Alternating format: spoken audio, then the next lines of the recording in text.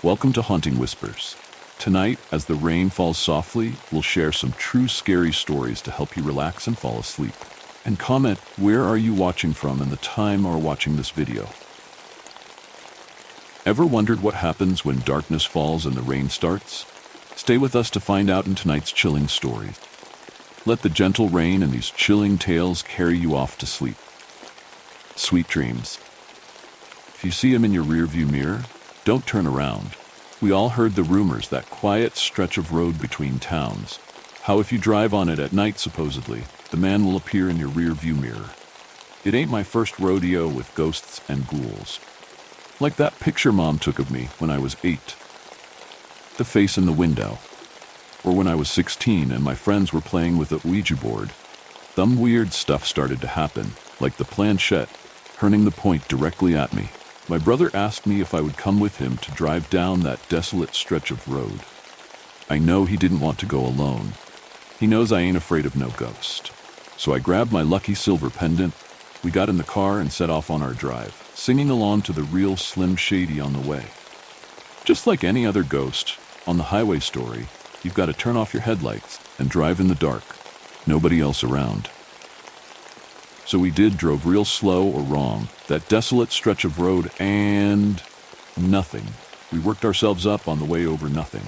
We went home disappointed. It's been about 10 years. Some odd months after that, I got a job that took me out of town. I have drive that desolate stretch of road every single night. It was a night like any other.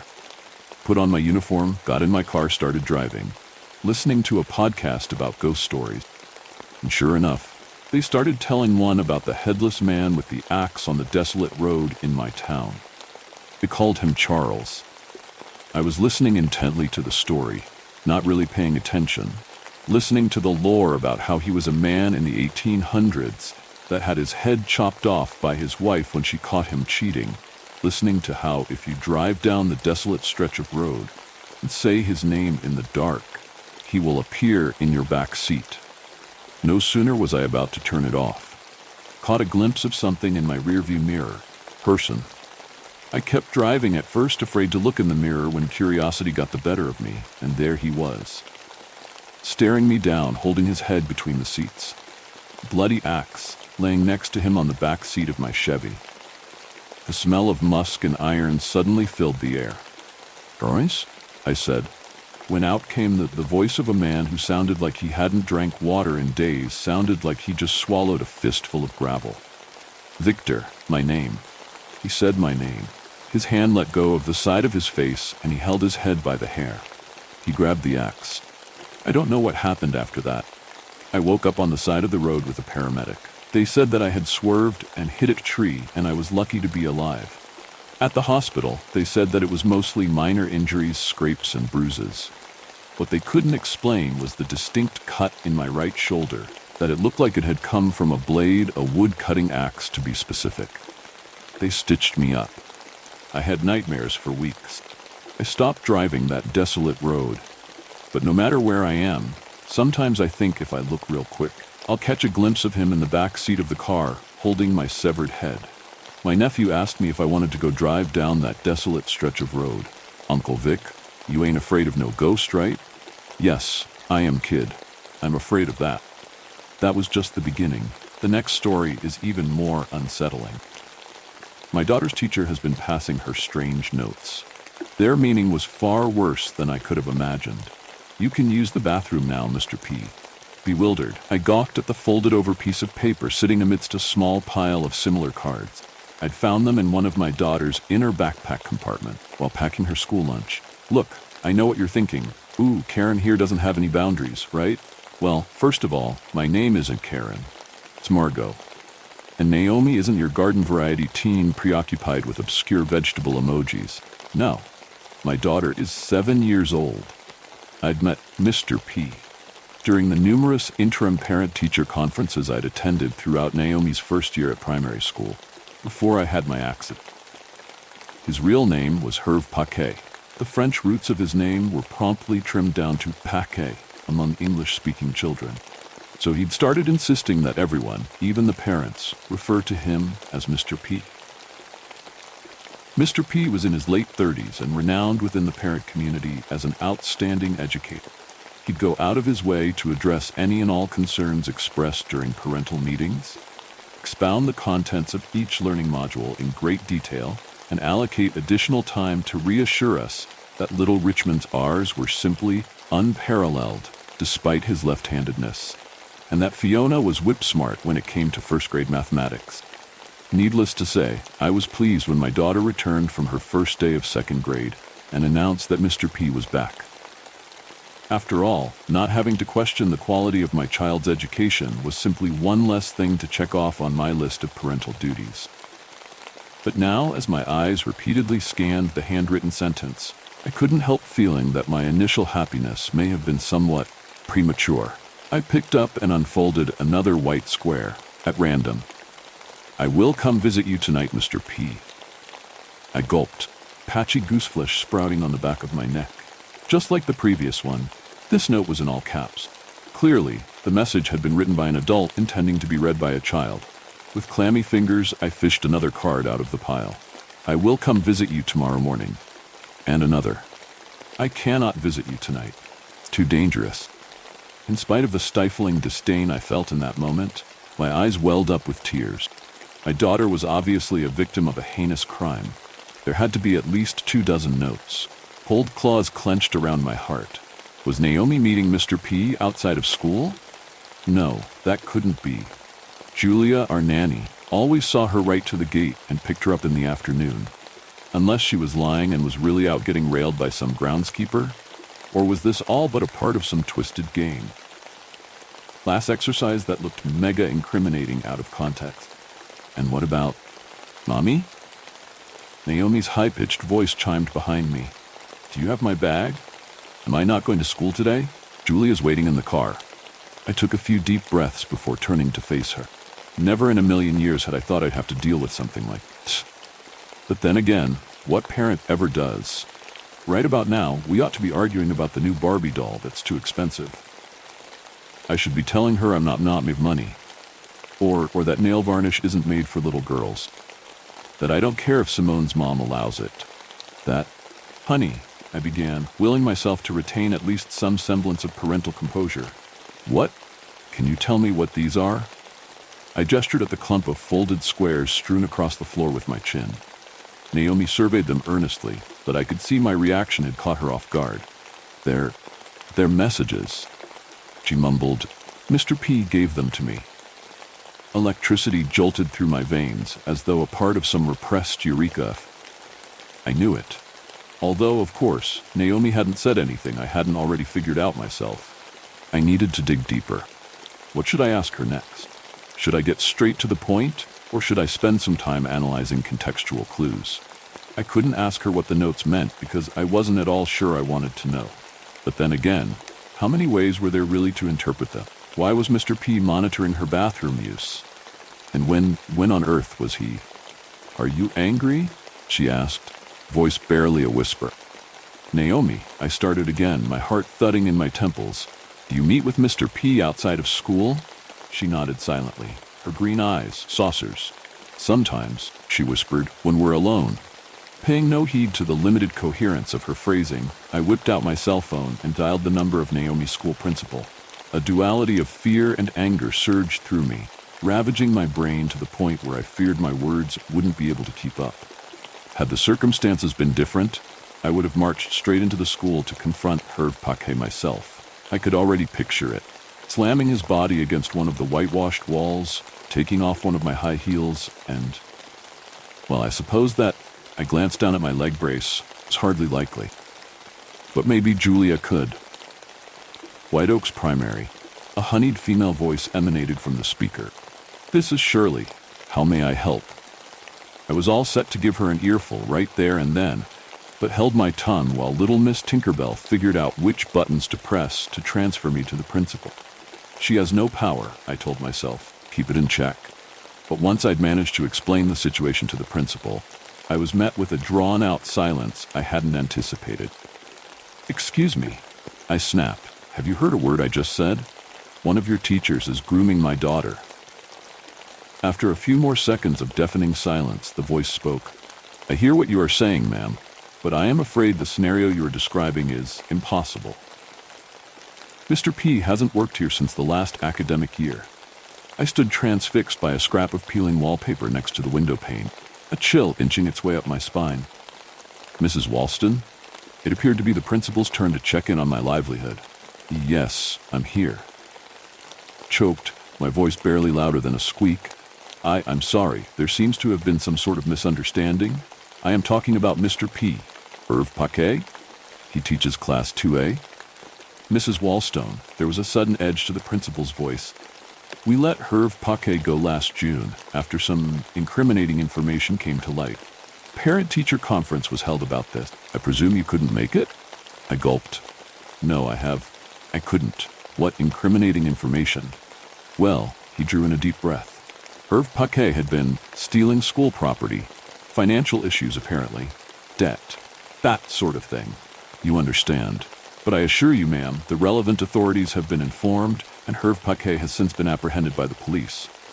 I stared at my daughter, who was standing against the wall, observing my every move. Naomi, I said, jabbing at the end call button and setting my phone down on the table. Did Mr. P give these messages to you last year? She looked as though she was struggling to choose between lying and telling the truth. You know that face children make when they know they're doing something wrong, yet the honorable option doesn't seem all too appealing? Well, that's exactly what I was faced with. Where was the instruction manual for these types of situations? What questions was I meant to ask? In what order? Did she have a new teacher? What had she meant then when she'd said, Mr. P's back? The beginning of the year? How was he passing her notes if he wasn't even employed by the school? Had he even been apprehended by the authorities? Can I have them back now? Naomi was gazing up at me with a decidedly solemn expression, completely disregarding my question. They are mine. Mr. P gave them to me, and I need them. Of course you cannot have them, Naomi. I probably sounded angrier than I had intended, because her eyes brimmed with tears. What on earth do you need them for? She wouldn't answer, instead turning her face towards the window. She seemed genuinely distressed. I'll just put them here, okay? I relented, stacking the paper squares on the highest shelf of her cupboard. I figured it'd be a provisional compromise until I could get to the bottom of this. We can share. Although I couldn't help questioning why she would need those vile pieces of paper to begin with. As a keepsake? For memories? Since when were 7-year-olds sentimental? I needed answers, and I needed them fast. Well, that evening I got much more than I had bargained for. After I put Naomi to bed for the night and settled down in front of the television to watch reruns of EastEnders, I heard what could only be a child's footsteps running down the hall. Naomi? Called out, pressing the pause button on the remote. What are you doing out of bed? Silence. Naomi? Nothing. Grunting, I heaved myself off the couch, balancing on my good leg. With heavy steps, I made my way towards her bedroom, ready to give her a piece of my mind, when something caught my attention. A piece of paper, half obscured by the door to the basement, as though it was undecided whether it was coming or going. My heart hammering in my chest, I leaned down to pick it up. It looked just like... But no, couldn't be. With trembling fingers, I straightened out the creases of the paper square. My stomach dropped as I read what it said. I cannot visit you tonight. It's too dangerous. As one story ends, another dark tale begins. I'm a cult leader, and I've made a terrible mistake. I just wanted a bit of extra money.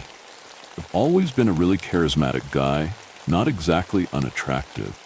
And I know how gullible some of those middle-aged, spiritually active women can be. I know I'm an asshole, but I needed the money.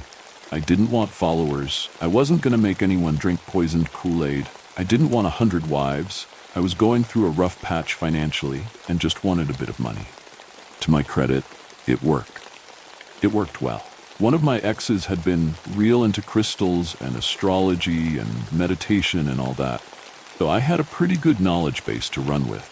I set up a website, called it Eternal Enlightenment, and paid for an ad service to promote it on various spiritual websites. My business plan was pretty straightforward. I wore a white shirt, white pants, sat cross-legged on some cushions on my apartment balcony at golden hour, and talked into a camera for 30 to 45 minutes about chakras and energies and the power of the divine feminine and how one could achieve enlightenment just like I had. Clips of these videos were available for free on my website, with the full versions and exclusive videos available for $99 a month. Only $800 if you paid for an entire year up front. Imagine how well that took off among my target demographic. Enlightenment? Access to secrets of the universe for less than $100 a month? Money came rolling in pretty quickly. I had nearly 40 members after the first 6 months, and triple that at the end of the first year. Things were going really well for a while. I even had some members promoted, telling them and everyone else that they were truly enlightened and would send them out to conferences and things to host talks and Q&As. I even took on a phony Sanskrit name, Sri Deepa, holy light, that I said was given to me by Buddhist monks during my training in India. I've never been to India. By the 20-month mark, I was making nearly $75,000 each month, and the lies had grown even more outlandish. I would bathe myself in light in my videos to make it look like I was glowing. Use careful camera angles and more light tricks to make it look like I was hovering a few inches above the cushions I was sitting on.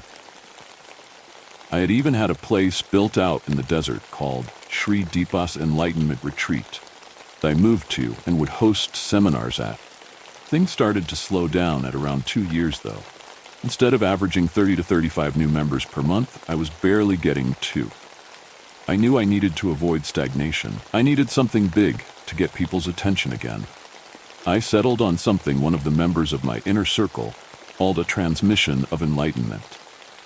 I was skeptical at first, but she actually could read Sanskrit and had some book of supposed Buddhist or Hindu magic. To be honest, I thought it would be too outlandish to be believed. Even though I peddled all this esoteric nonsense, I hadn't fallen for it myself and knew or thought that nothing would come of the ritual. I explained this in a roundabout way to avoid exposing myself to this member, and she agreed to be the first person I would transmit enlightenment to. A few days later, everything had been set up at the retreat. It was in a small, private room away from the main pavilion where I would host my regular seminars, and it was attended by only a dozen or so members of the inner circle for a hefty price. I had one member operating a spotlight to shine on the volunteer when I touched her, really sell the illusion. Things went well at first. I gave some short speech of gratitude to everyone in attendance, how far they've come, how none of this would be possible without them, and how appreciative their friends and family would be if they were also convinced to sign up to be enlightened for only $99 a month. I was really trying to sell this ritual. I had swapped my normal white clothes for gold and red robes. There was incense burning on a small table between me and my volunteer. The lights were dimmed, and a recording of some chanting was being played at a low volume.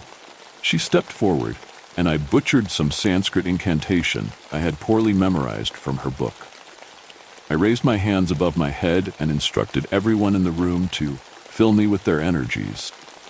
As I reached out and made contact with my volunteer, the tip of my middle finger rested on her forehead for a fraction of a second, or she fell to the floor, bathed in the spotlight that had been set up.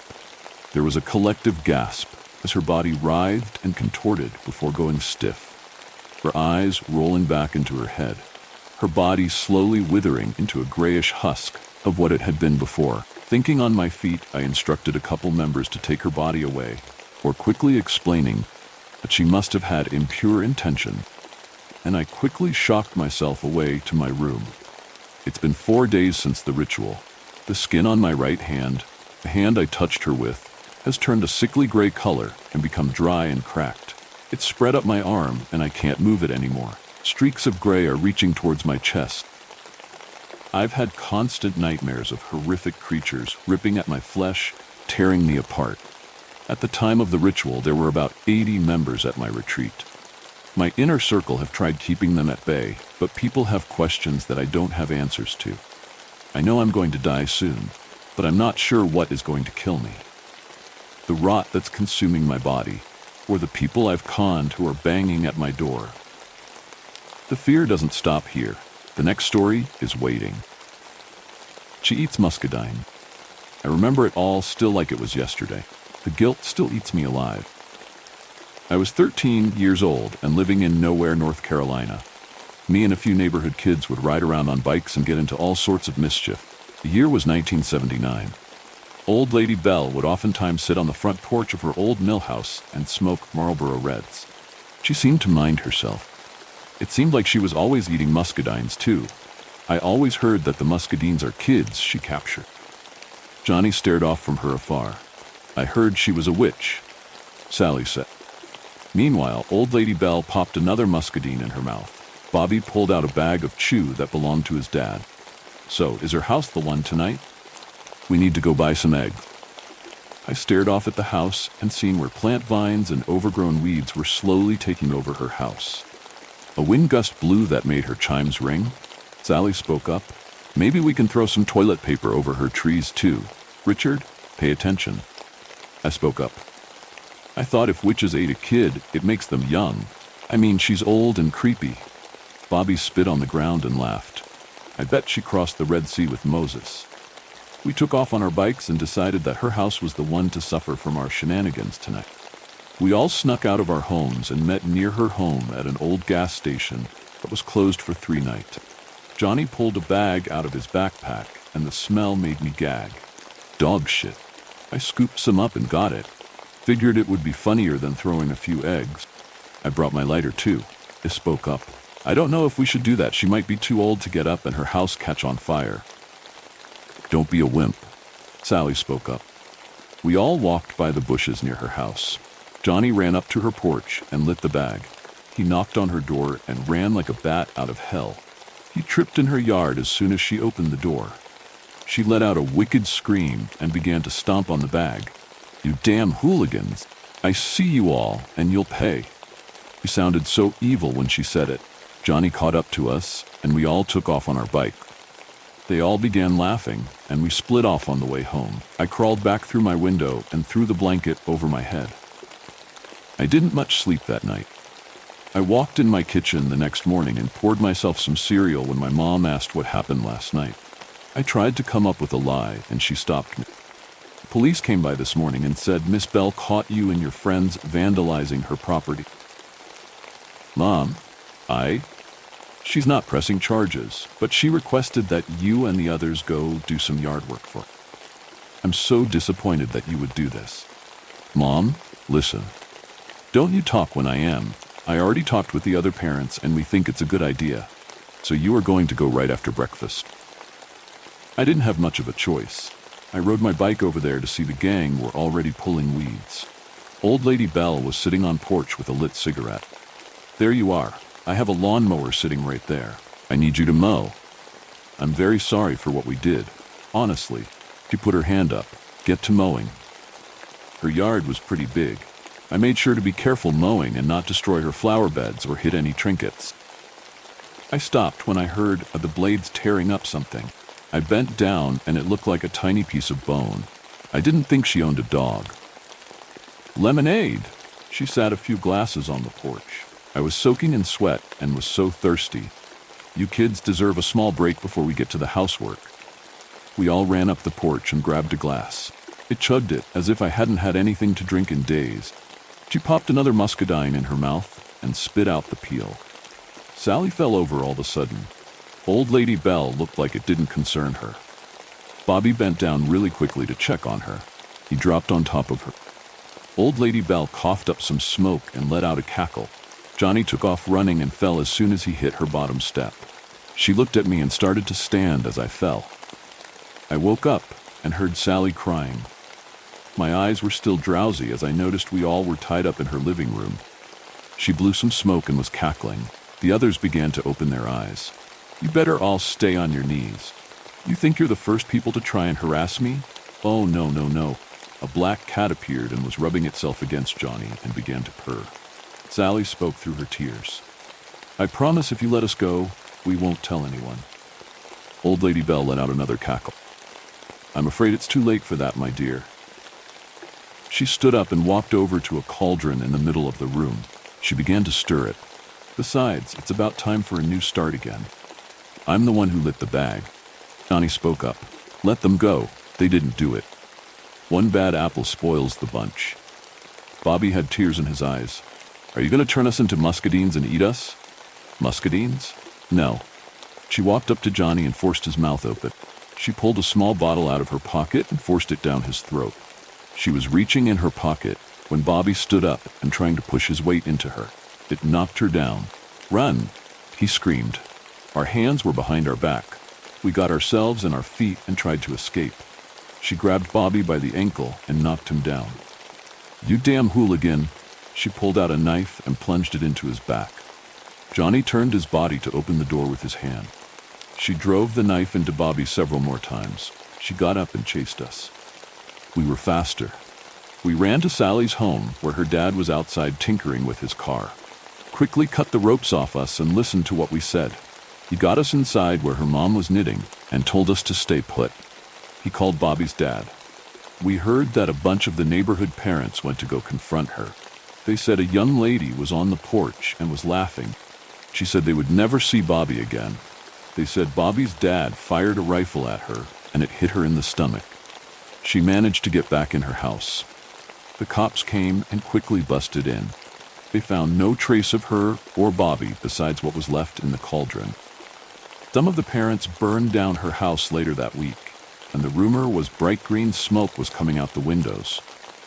No one could prove who did it, though. My parents did what they thought was best. They put the house up for sale, and we moved.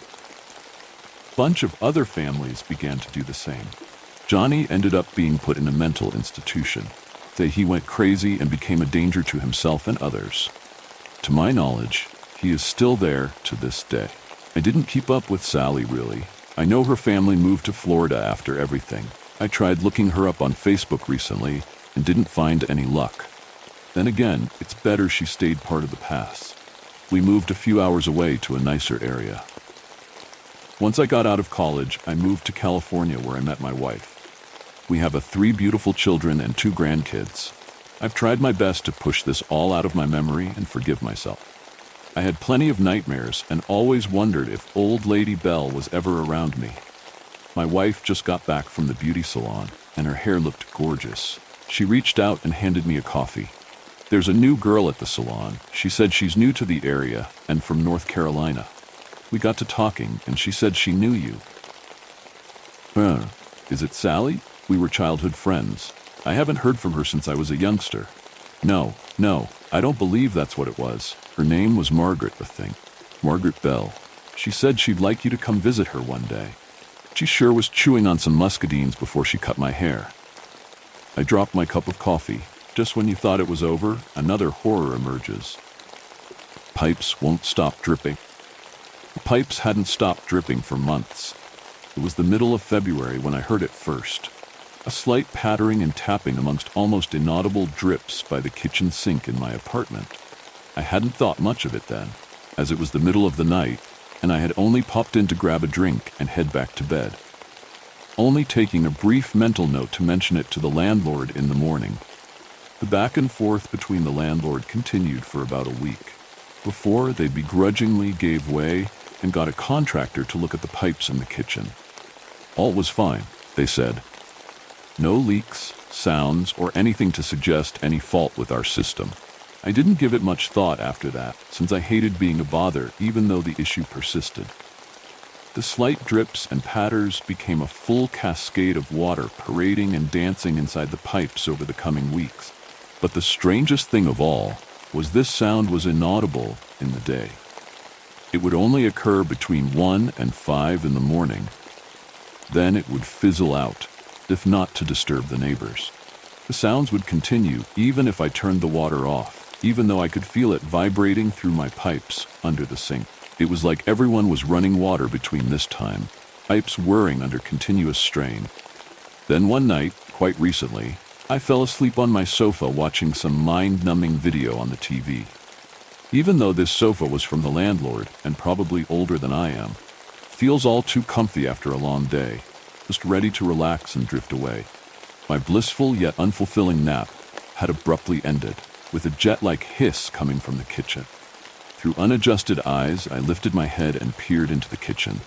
the illumination of the TV only just highlighting the glint of water pooling over the hardwood floors. I peeked over at my phone. 3:41 a.m.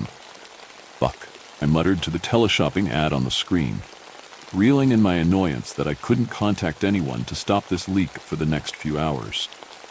Sitting myself up from the couch and composing myself, I stumbled over to the light switch to assess the damage just before I ran to get a towel. Moving my eyes onto the floor, still adjusting, the water appeared the slightest red. Just a hint. Maybe it was just my eyes. Maybe.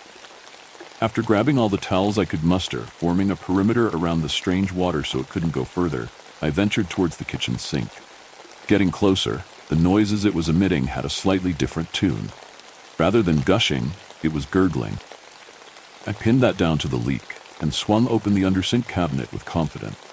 A deep red encased the burst pipe, my eyes already undoing and redoing swift sweeps of the cabinet, the interior identical to a neatly wrapped crime scene. Quick swipe over the redness with my finger, and a smell confirmed what I had already subconsciously known. Blood. I didn't know what to do. I instinctively took a step back. Scrambling over to my phone, I rang the only number alive at this time, the emergency line. Hello? Police, please. I didn't think to give them any time to ask which service I needed. Any manners previously learned disappeared into the folds of panic looming over me. Hello, what is your address? Stuttering, I complied with the question to get someone sent out immediately. And what is the reason for your call? There's blood all over my floor. Whose? Should we call an ambulance to your address also? I don't know whose or where it came from. Please just come quickly. A car has already been deployed. Its estimated arrival is 4 minutes. Please stay on the line to ensure your safety. I left the phone on speaker so I could bundle my now stained hands around my face, the gurgling of the pipes plaguing my ears. 2 police officers arrived not too long after, a male and a female. After jittering the locks for what seemed like minutes, they come through with unsure authority, not yet knowing if I'm the threat or victim of this call. It's in the kitchen, I say through the lump in my throat, thickening with dread. Their brazen faces turn sour as they open the door into the kitchen. A shimmer of relief, accompanying annoyance, appears on their faces. Ma'am, plumbing isn't a police matter, muttered the male officer, combing a hand over his stubbled face, pointed nose overshadowing his police cap, hiding his tired yet sneering eyes. You need to look in the cabinet under the sink. Wincing from his grumbling, I look away as he advances towards the cabinet. He grips the handle and shines his flashlight tentatively inside, and a small gasp escapes his now puzzled face. Come and look at this, will you? He commands the other officer, closer to me than she is him. I can tell that she's more understanding of my call, with her mouth twisted into a slight frown when being called forward. She slinks over, takes a peek and turns away, muttering over the radio. While the words were indistinguishable, a wash of heaviness passed over me, just knowing that they weren't able to help. They closed the cabinet and stood up, explaining to me they weren't equipped with the knowledge or equipment to fix a leak. They made a couple suggestions to the red coloring, though, such as a filtering issue or someone washing animal blood down the sink. After all the pipes in the apartment are interconnected. I could tell they were just as tired as I was, aching to get off of their shift, though they were softer with their words after discovering what was under the sink. And they were right. They couldn't help me then. After they left, I couldn't help but fall down against the front door, crying into my hands. It was only 4:12 a.m. They'd only been gone 3 minutes, and my only options were to wait, alone. The leak had been mostly dried up with the towels now, but that dreadful gurgle was audible all throughout the apartment. I knew I wasn't going to be able to sleep until it could be fixed. A sharp yet soft pattern of raps echo across the door. I shoot up and use my door viewer to see who on earth was there. It was a slightly stodgy and older man, large nose amongst thin lips curved up into a weak smile accompanying his wrinkled, dark brown eyes. It was like he knew I'd be looking through my viewer, as his eyes were intently fixed upon, staring straight into mine. With the chain lock still on the door, I gently tilted the door open and was met with a brief greeting and kind face. After a weak and inquisitive hello, I asked him who he was and why he was at my door. Once again, my manners hadn't returned since I was in panic mode. He gave a quick introduction. "Sorry to bother you. The name's Andrew. I live in apartment 132, just above yours." I couldn't help but notice a lot of commotion going on, and then the bright blue lights not too long ago. "Are you okay? Looks like you've been crying." A sudden rush of emotion swept over me. It was like he knew I was panicked and just needed someone to ask me something. Anything. I started to sniffle, and he rustled up a packet of tissues and offered me one. I plucked one out and emitted a loud and disgusting blow of my nose. "Sorry. Thank you." A small laugh escaped me then, a small wave of comfort amongst the crashing heaviness and discomfort of still being in this damn apartment. "I'm not sure if this is weird, but looks like you need something to drink. Would you like to pop upstairs and I'll make you a cuppa?" Only a quick one, that same kindness emitting from his face. I let out a small, "Okay," grabbed my keys and stepped out of the apartment. Andrew took a step back whilst I was locking my door. But even then, I felt his eyes burning into me, watching every muscle twitch. We walk up the fire exit stairs as they're incredibly close to my apartment and his. With uncanny precision, he unlocks his door and gestures me inside. My first thought is that it's neat. Very neat. Minimalist, even. The hallway adorned with one pair of slippers, one pair of hiking boots, and one spot missing for the running shoes he had hastily put on. A slim dresser opposite the shoes, with a basic lamp dimly lighting the hallway. The layout was exactly like my apartment, so it was easy to navigate around his place.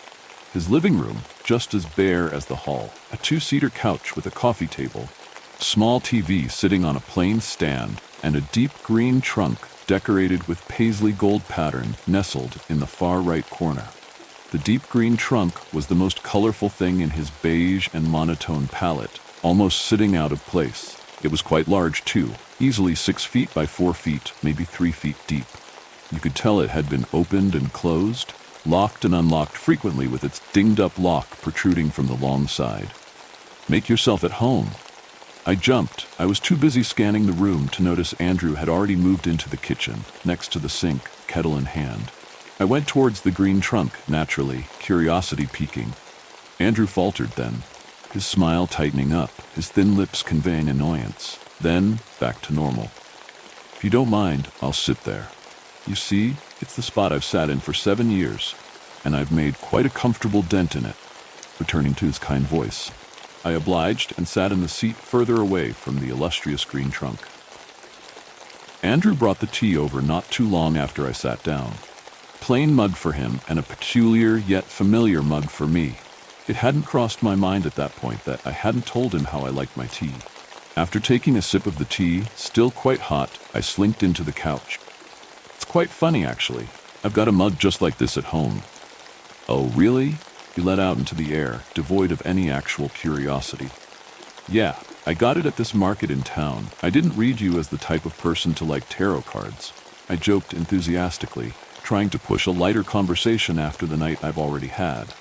After what seemed like a long and heavy pause, staring into the awkward air surrounding us, he responded, "How bad was the leak under your sink?" My heart dropped at that point, a shiver running down my spine. Everything is a blur. Did I tell him about the leak? I must have. How else would he have known? I didn't tell him about the leak. Calming down, I answered, pretty bad. That's why I called the police. Probably not the best way to spend their time. Oh well. Trailing off of the end of my sentence, tiredness drowns my thoughts. Then an overwhelming nausea pulls me into action before Andrew can respond. "It's the tea. I really need to use the bathroom. I'll be right back." Acid burning the back of my throat, I run and lock the bathroom before I hear Andrew's sudden protest. "I haven't cleaned the bathroom," he proclaimed, shooting up from his sofa and bounding towards me.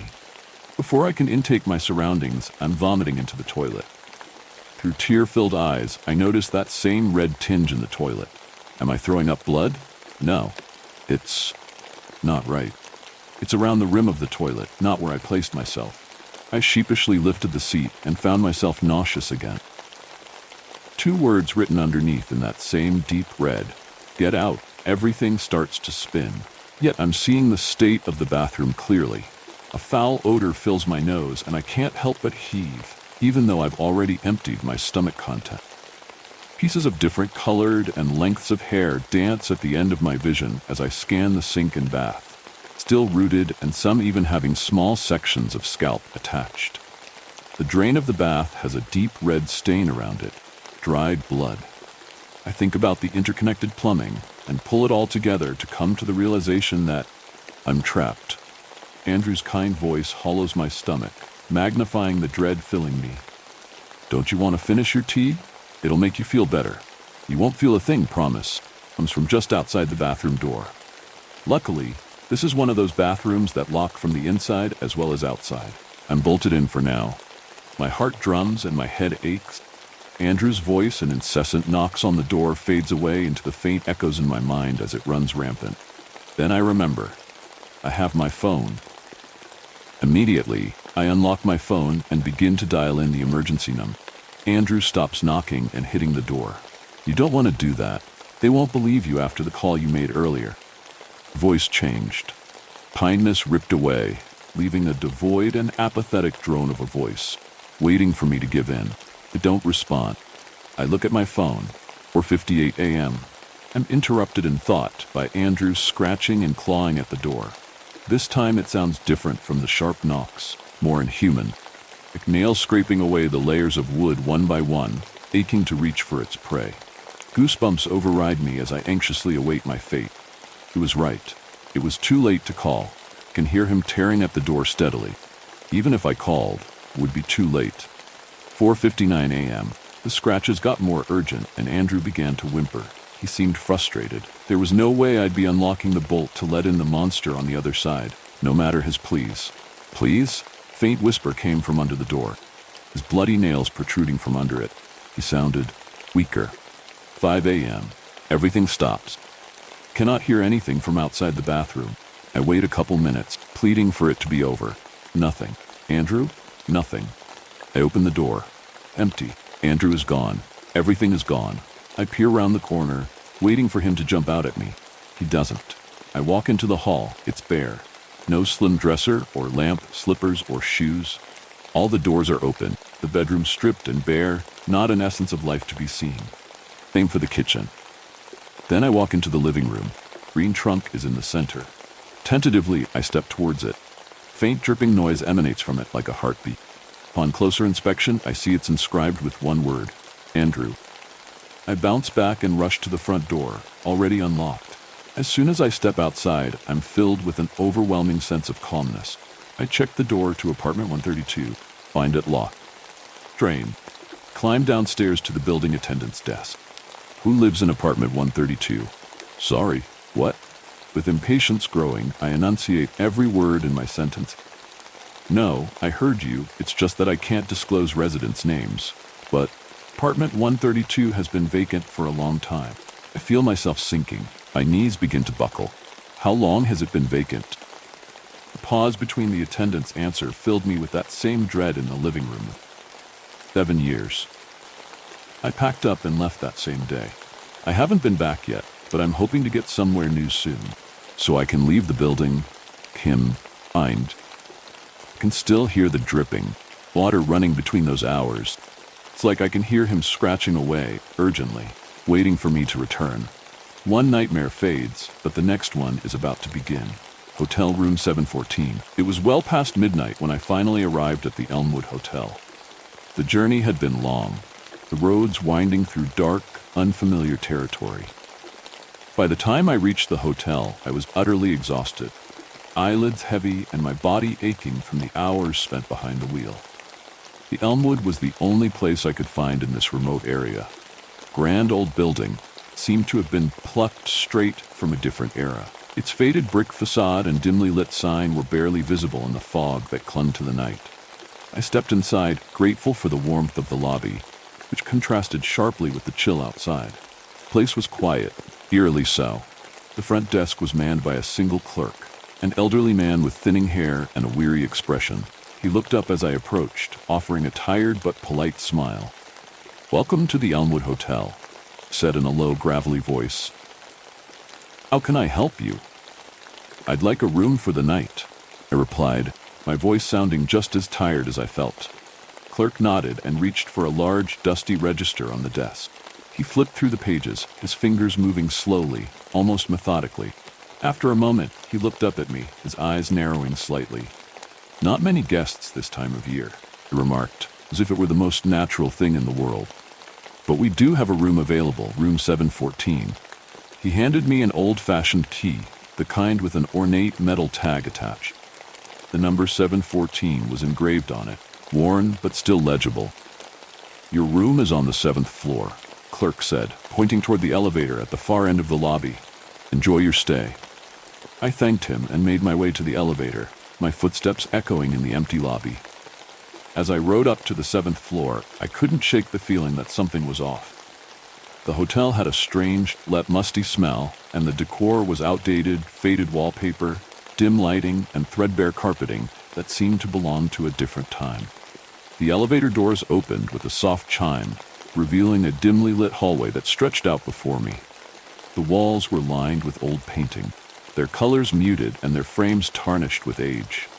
The carpet underfoot was thick, but the pattern was faded and worn in places. I glanced at the numbers on the doors as I walked, each one labeled with a brass plate, 710, 711, 712, but there was no sign of room 714. The hallway seemed to go on forever, the lights growing dimmer the further I walked. Just as I was beginning to think I'd made a mistake, I spotted it, a door at the very end of the hallway, almost hidden in the shadows. The brass plate on the door read 7114, though the numbers were slightly askew, as if the plate had been hastily attached. I hesitated for a moment, a strange feeling of unease settling over me. But I was too tired to care. All I wanted was to collapse into bed and get some rest. I inserted the key into the lock and turned it, the mechanism clicking softly as the door swung open. The first thing that struck me about room 714 was how old-fashioned it was. Furnishings were all impeccably clean, but they looked like they hadn't been updated in decades. The bed was a massive four-poster with heavy drapes that hung down on all sides. The wallpaper was a deep burgundy with an intricate floral pattern, and the carpet was a rich, dark green. A large wooden wardrobe stood against one wall, and an ornate vanity with a round mirror occupied the opposite corner. The room was illuminated by a single, dim lamp on the nightstand, casting long shadows across the floor. There was a television, but it was one of those old boxy models from the 1980s, sitting on a wooden stand near the foot of the bed. The air was cool, almost cold, and there was a faint smell of mothballs and something else, something I couldn't quite place. Despite its age, the room was spotless. The bed was neatly made, the linens crisp and white. The wooden furniture gleamed in the soft light, free of dust or grime. It was as if the room had been preserved in time, untouched by the years that had passed outside its walls. I set my bag down on the bed and let out a deep sigh of relief. My exhaustion had overtaken any feelings of unease I might have had, and all I could think about was getting some sleep. I quickly changed into my pajamas and climbed into bed, the mattress firm but surprisingly comfortable.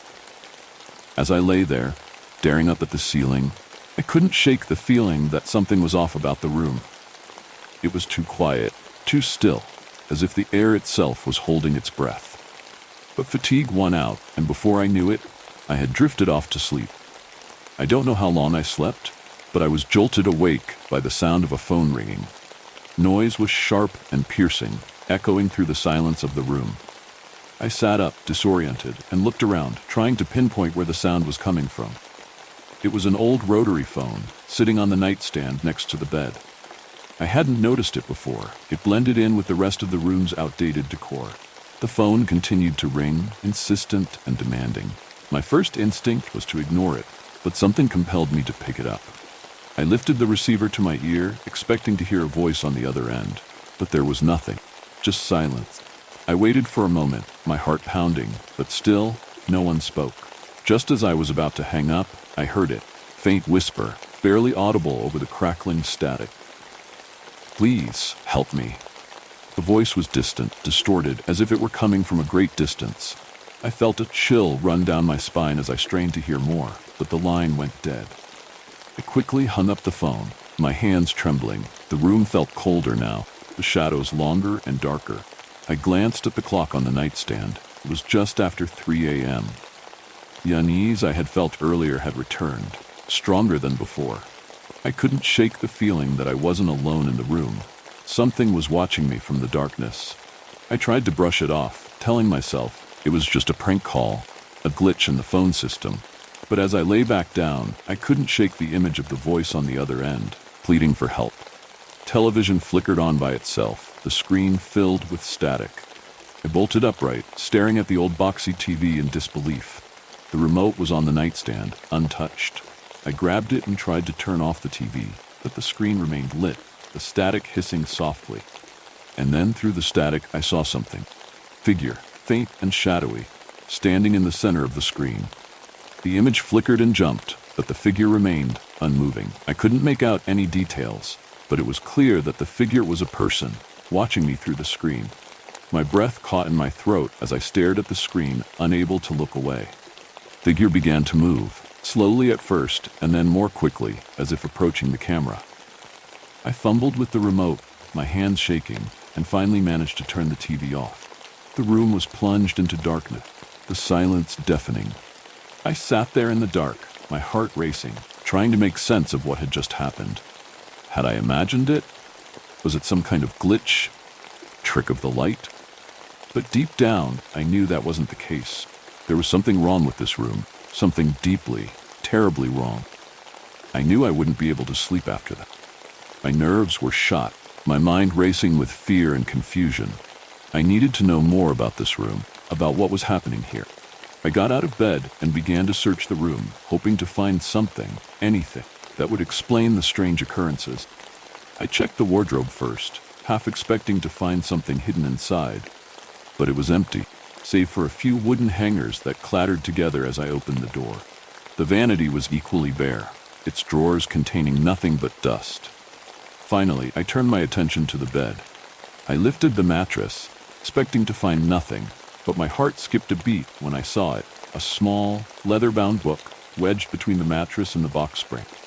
I pulled it out, my hands trembling, and opened it to the first page.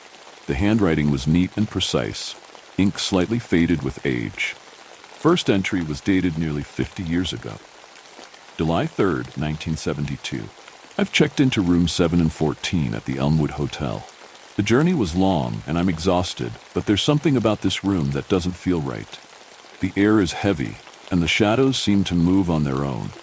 I can't shake the feeling that I'm being watched.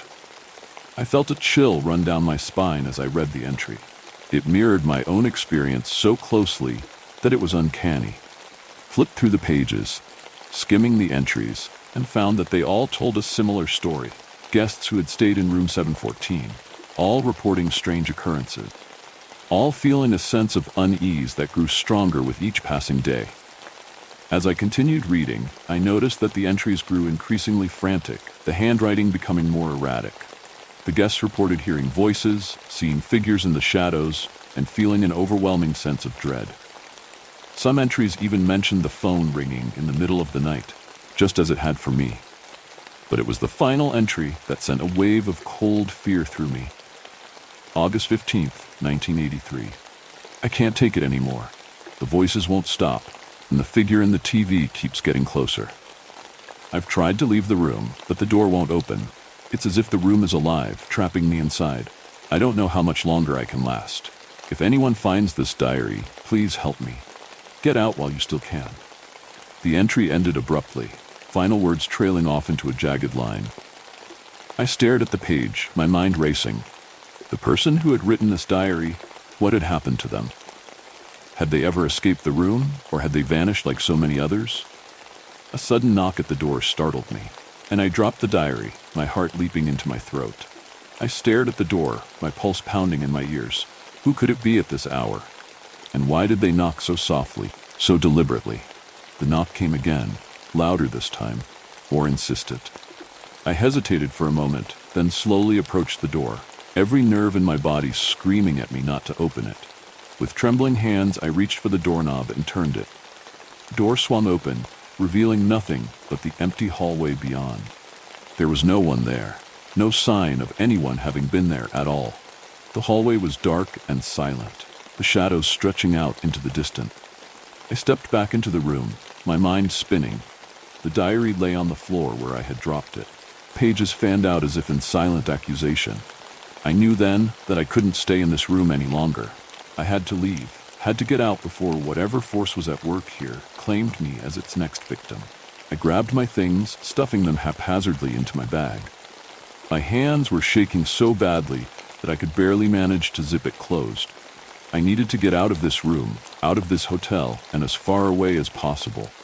But as I reached for the door, I felt a sudden, overwhelming sense of dread. The room seemed to close in around me, the air growing heavy and thick. The shadows on the walls seemed to stretch and twist, reaching out toward me with grasping fingers. The phone rang again, the sound sharp and piercing in the silence. I ignored it, yanking the door open and stepping into the hallway. The air out here was just as oppressive, the dim light flickering overhead. I made my way to the elevator, my footsteps echoing in the empty hallway. The ride down to the lobby felt agonizingly slow, the elevator creaking and groaning with every floor it passed. I watched the numbers tick down, my heart racing with each one. When the doors finally opened, I nearly ran into the lobby. It was empty, just as it had been when I arrived. The night clerk was gone, the front desk abandoned. I hurried outside, the cool night air hitting me like a slap in the face. Fog had lifted slightly, revealing the empty street beyond. I didn't stop, didn't look back. I got into my car and drove away, the tires screeching on the pavement as I sped down the road. I drove for what felt like hours, the hotel receding into the distance behind me. Only when I was miles away did I finally pull over, my hands gripping the steering wheel so tightly that my knuckles were white. I took a deep breath, trying to calm my racing heart. The hotel was behind me now, but the memory of that room, of the diary, of the strange occurrences that had plagued me throughout the night, would stay with me forever. The next morning, I stopped at a diner in a nearby town, hoping to gather my thoughts and maybe find some answers. As I sipped my coffee, I overheard a conversation between two elderly men at the counter. They were talking about the Elmwood Hotel. "You hear they're finally tearing it down?" one of them said, his voice raspy with age. "About time, too. That place has been a blight on this town for years." "Yeah," the other man replied. "Too many strange things happen there. People vanishing, stories of ghosts. Some folks even say there was a room that didn't exist, room 714. I felt a chill run down my spine. I leaned forward, unable to stop myself from interrupting. "Excuse me," I said, my voice shaky. "Did you say room 714? The men turned to look at me, their expressions wary. "Yeah," the first man said slowly. "Why?" I stayed there last night," I stammered. The men exchanged a glance, their faces pale. "You must be mistaken, son," the second man said. "That room's been closed off for years. They sealed it up after what happened." "What happened?" I asked, my heart pounding. First man sighed, shaking his head. "It's just a story, but they say a man stayed there once, years ago. He vanished without a trace, but not before leaving behind a diary. People who read it say it's cursed, that it drives you mad." I felt a wave of nausea wash over me. The diary, the phone calls, the figure in the TV, it had all been real. But the room itself? Was it real, or had I been caught in some twisted supernatural trap? I never found out for sure, but I knew one thing. I would never set foot in the Elmwood Hotel again. Some places are best left forgotten, their secrets buried in the past where they belong. As I left the diner, the sun shining down on the road ahead, I couldn't help but glance back over my shoulder, half expecting to see the outline of the hotel in the distance. But it was gone, as if it had never existed at all, and maybe, in a way, it hadn't. Get ready. The next story might be even more disturbing. He wasn't there to help. I had a lot going on during the COVID pandemic. My dad passed away from an unrelated illness, and lockdown was driving me mad. I'd always been a bit paranoid, but being locked inside turned it all up to 11. My home was converted into a makeshift prison, an asylum where I was supposed to be my own caretaker. I didn't have much trouble switching to remote work. I usually worked exclusively with overseas clients anyway, so the only thing that really changed was the software, chair, and my pre-rendered background. But as days turned to weeks, it became increasingly obvious that I wasn't okay. I'd sleep anywhere from 2 to 12 hours a night, and with no discernible pattern. I'd wake up crying without knowing why. Sometimes I couldn't even open the bathroom door, as I tricked myself into believing there might be someone on the other side. Having lost my dad, I was feeling more mortal than ever. The news, the internet, and the radio were all saying the same thing. Going outside was the end, and at that time in my life, I couldn't handle more death. Everything feels different when you're forced to stay inside. The walls seem closer, and your chest tightens. Feels like the air grows thinner. Wame. You can feel your breaths enter your lungs, but they don't sustain you. Your knickknacks and doodads look like souvenirs from a place you can't go back to. A mockery, like notches on a prison wall. Sometimes when I slept, I'd forget what was going on. Waking up, the nightmare would fall on me like a rock, knocking the air out of my lungs. I'd grow increasingly scared of going to sleep, as if that rock would grow heavy enough to crush me. And yet, it was all better than going out there among the others. I couldn't take a step outside my door. Even if the lockdown was to be lifted that same day, there was no way for me to convince myself that everything was going to be fine. Nothing was fine, and it wouldn't be for some time. My colleague, Dana, was the first to take notice. I'd been up for about 53 hours. She pulled me into a chat after a remote meeting, telling me I looked sick. I melted. I poured my heart out about anything and everything, barely forming a coherent sentence along the way. If someone asked me to recall what I said that day, I could only hazard a guess. Dana tried to understand, but must have realized this was above her pay grade. I get it. It's a lot right now. It's a lot for all of us, she said. It might be time to talk to someone. She reminded me that we had an agreement with one of our main partners, Hatchet Pharmaceuticals. They handled our health insurance, which also included mental health treatment. In fact, they'd expanded on it since the start of the pandemic. They got a remote counseling program, she said, holding up a brochure. Just use your company login and sign up for a session. What do you think? There wasn't much to say. I was willing to try anything. I filled out a questionnaire and got a response within a couple of hours. I was sent a link to a calendar app and got to pick a name from a list. There were a couple of short descriptions by each available counselor, giving me a bit of insight into what kind of person they were. There was a man named Gareth who had an empty calendar. It was strange. Each counselor could be sorted by seniority and number of patients, and Gareth was at the top. He was, by a good margin, their most experienced employee, so how could his schedule be so empty? I signed up for a session with Gareth the next day. It felt like a stone settling in the pit of my stomach. I was nervous, and I didn't even know why. Maybe it was the prospect of a changing routine that scared me, or maybe it was the thought of opening up to a stranger. Either way, it affected me way more than I thought it would. I went back and forth on canceling the whole thing. I wandered around like a cat on a hot tin roof, feeling the walls closing in. I ended up on the floor, gasping for air, curled up like a ball. I just wanted it to be over. I took a day off work to have my first session. It was just past lunchtime. I prepped a cup of Earl Grey and a microwaved cinnamon bun as comfort food. But that wouldn't stop my hands from shaking. I got a pop-up on my screen with a blue sunflower logo. Clicking that connect button felt like dipping my heart in ice water. Gareth popped up in a little video feed. He was a man in his late 50s with combed-back salt and pepper hair. He had bushy eyebrows, a trimmed goatee, and a white shirt with a black tie. Looked like he was in a large office with wide open windows. Looked pleasant, airy. Good afternoon, he smiled. I'm glad you could make it. It's difficult to take that first step on a new path. It really is, I nodded, but I'm glad you did, said. Now how about we talk a little bit about who we are? Would that be all right? We took turns talking about ourselves. We shared our names, our professions, our age, and a little bit about our families. Gareth was 57 years old and had worked as a mental health professional for 23 years. He had 2 sons who lived in Philadelphia, just like my mom. We spent some time talking about how we'd adapted to the pandemic and how we felt about having to stay inside, wear masks, and the way it affected the way we looked at other people. I barely noticed it, but Gareth had accidentally made me reveal my issues without me even realizing. He was good. Real good.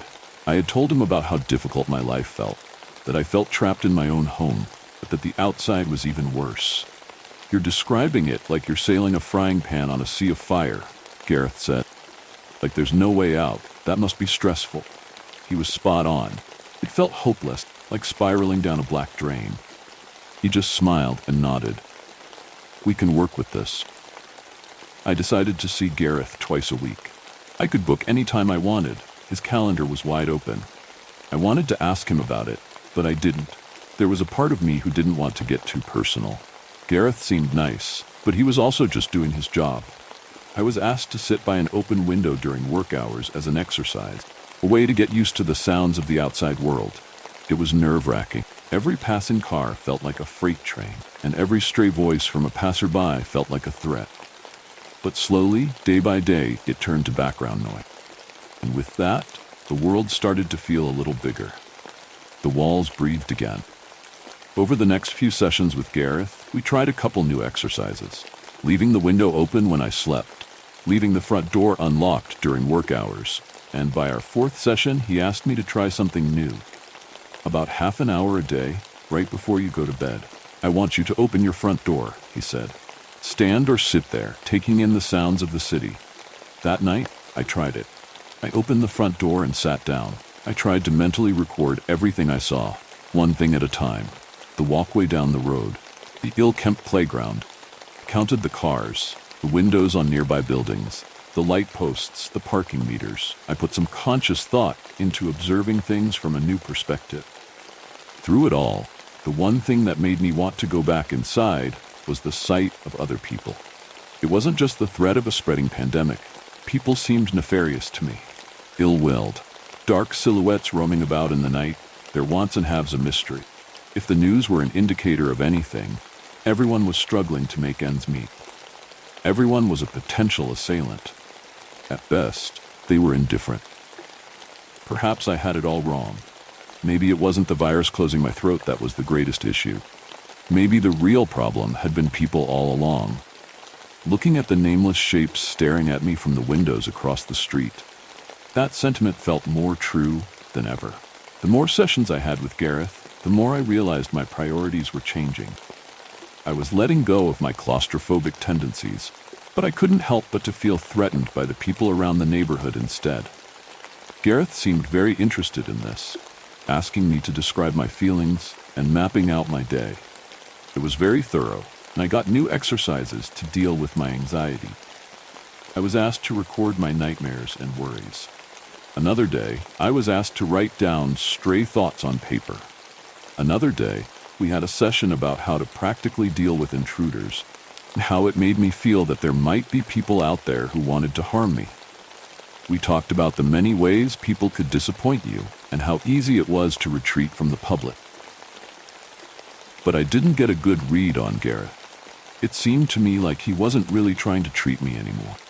The exercises he suggested did little but to zoom in on the worst feelings that lingered in the back of my mind. My anxieties were emphasized, not examined, but one thing that remained was my nightly routine to sit with an open door, looking out over the neighborhood. I'd stopped mapping the objects I could see, instead focusing on the neighbors. Strangers walking past in the night. I had convinced myself that they wanted my money, my car, my brand-name clothes, all of it. I had this feeling that if I were to leave my place for a night, I'd come back to it being ransacked. If I came back at all, it was easier to just stay inside. One of those nights, however, I saw something. On the other side of the ruined playground, there were a series of row houses. One of the doors were left wide open. I could see the shape of someone standing in the doorway. I could have sworn they were looking straight at me. They didn't move. Were they trying to figure me out? Was this a warning? Over the next few days, I couldn't stop thinking about this potential. Someone. It's as if I could see them everywhere. And Gareth wasn't helping. He was asking me to describe them, both physical attributes and their actions. It became a bit of a hyperfixation, and I couldn't stop myself from seeing them in the corner of my eye. But the fact was, something was happening out there. I'd see that same person every night, staring at me from across the street. I'd hear footsteps outside at night. Sometimes when I slept, I swear I heard someone messing with my letterbox. Felt ridiculous, and I knew I was exaggerating, but was it really all make-believe? It was a Tuesday when, once again, I logged in to have a session with Gareth. The weather was rough, and some construction work had cut off my high-speed internet. I had to rely on spotty mobile Wi-Fi, and the approaching storm didn't help. Gareth connected, but it took a bit longer than usual. He had the same half-smile as always. I noted that he seemed to have good weather, which was a bit of a surprise. I thought he lived in the area. "Mr. Martin," he said, "I'm glad you could join me." I froze. I checked my webcam, making sure it was working properly. The resolution was a bit spotty, but there was no question about it. My face was clear enough. My name is not Martin. Not only should Gareth know that, but he could also see and hear me. It was very strange. I was caught off guard. "Of course," I said. "Wouldn't miss it." Gareth sat completely still, looking straight ahead. He was silent for almost a full minute, then sort of sprung to life. I thought that maybe the storm was interrupting the Wi-Fi, but it seemed to be working fine. Maybe there was an issue with Gareth's calendar app. Then again, if that was the case, how come he didn't recognize me? "Have you been keeping up with your exercises?" he asked. "Yeah," I said. "Yeah, I have." "So let's hear it then," he continued. "What did you learn?" "About what?" Gareth leaned back in his chair and chuckled. It was a warm sound, but there was something hollow in it. The screen froze, and in a heartbeat, he was back to leaning forward, looking straight into the camera. "About your target." I barely had to say anything. This Martin person had come to Gareth for an issue similar to mine, something he had diagnosed as general anxiety disorder. It seemed like Gareth had poked and prodded Martin in a way that focused their issues on an external threat. Other people. A neighbor. I stood up, stepping away from my laptop, but leaving the conversation running. I peered out my living room window. "What do you think I'll do to this neighbor?" I asked. "We've talked about this," Gareth responded. I know, I repeated. "But I want to hear what you think." "I'm afraid you might murder them." I looked back at the screen. Gareth just stared straight ahead, not moving a muscle. No emotion, just a matter-of-fact statement. I felt the moisture on my tongue evaporate as something sour crept up my throat. "And what do you think about that, Gareth?" I asked. He didn't blink. Full 20 seconds of silence passed. The only sound I could hear was my own heartbeat. "I think you're going to do what you need to do to heal," he said. "And I want you to heal, Mr. Martin." "At any cost?" "Of course." There were a couple of people outside passing by in the night. Someone with a thick coat, another with a trucker cap. One with a backpack, another on their phone. Some with their hands in their pockets. Someone holding something dark. A gun? A knife? But no one stepped up to my door. No one came knocking. But there was someone standing in an open door on the other side of the playground, looking my way, like they'd done on so many other nights. Maybe they were making a difficult decision. The meeting with Gareth ran out of time, and I dove onto the net. My hands were shaking so much I could barely spell. I checked it all. The name of the program, pharmaceutical company, Gareth, everything and anything I could get my hands on. There wasn't much to see. Paper trails came to sudden ends. Names were scrubbed or removed. Most people working on the platform were hired as outside consultants, and there was no way to trace what kind of money they were moving, or where. And Gareth, he was a puzzle piece. For everything he'd told me, none of it was specific enough for me to look up. There were no names of his children for me to track, no address where he lived, no mention of his previous place of employment. Running out of options, I called up my colleague Dana. It was 11 p.m., but I had to get answers. Dana was skeptical, but she could tell I was upset. She wasn't enthused about getting back in front of her computer, but I got her to look up a couple things. It didn't take long for her to find something curious. "Atchett has a company policy about billable consultant hours," she said. "They have a maximum number of billable hours. If someone goes past this, they need to be hired as a full-time employee." "How does that relate to their remote platform?" "Gareth and a handful of others go way above this average. They ought to be full-time employees, but there's nothing that says they are. So they're bending their own policy a little. So what?" "There'd be a paper trail," she continued. We have a close association with them. We got access to their meeting protocol. Policy exemptions need to go through the board. So the only way I see it, there's only two ways to make sense of it. She took off her glasses and leaned into her camera, lowering her voice. Either this program is run illegally, or these people don't exist. I thanked Dana and got back online. There was no way I'd be sleeping that night anyway. A stray thought hit me, and I got back on the calendar app. Even now, in the middle of the night, Gareth was available. I booked an immediate meeting with him. That gave me an idea. Using my phone and a separate login, I checked his calendar again. According to it, he was free, despite me having booked that time already. So I booked him again, 2 calls at the same time. And at the same time, Connect button popped up on my phone. I clicked both buttons at once. Gareth popped up with the same smile as always, sun shining from his open windows. "Good evening," said Gareth on my computer. "Everything all right?" asked the Gareth on my phone. There were 2 of them. They were talking at the same time. I turned off my phone and leaned back. My pulse was rising. I had no idea what I was even looking at anymore. I'd been paranoid about people for weeks, maybe months, but there'd been a mystery in front of my face all along. "You're not real, are you?" I asked. "Of course I am," he laughed. "I'm right here. Is this what you need to discuss? Are you having issues separating fantasy from reality?" "No," I spat back. "No, you don't get to do that. I'm not imagining this." "Then I don't know what to say." He shrugged. "I'm as real as can be. I'm right here." "Then how come you're saying 2 different things on 2 different screens, Gareth?" Gareth didn't answer. He looked off screen as if considering something. He looked back up at me, still smiling. "I'm sorry," he said, "but I have an urgent patient issue that I need to resolve." My laptop shut off. Seconds later, my phone went black, and someone was coming up the stairs. Before my heart could skip a beat, something slammed into my front door. I raised my arms as if to shield myself from the sound, and a second later, I heard the hinges buckle and snap. Then, something broke. Something splintered. I rushed to my kitchen, passing the entrance. There was someone standing by the broken door. I only saw them in passing, dressed in dark, ill-fitting clothes. I grabbed the first sharp thing I could get a hold of. Armed with a kitchen knife, I backed myself up against the wall, knocking over a few doodads in the window. It was a long way down, but if I had to, I'd rather have a shot at breaking a leg rather than dying. But I couldn't get the damn thing open.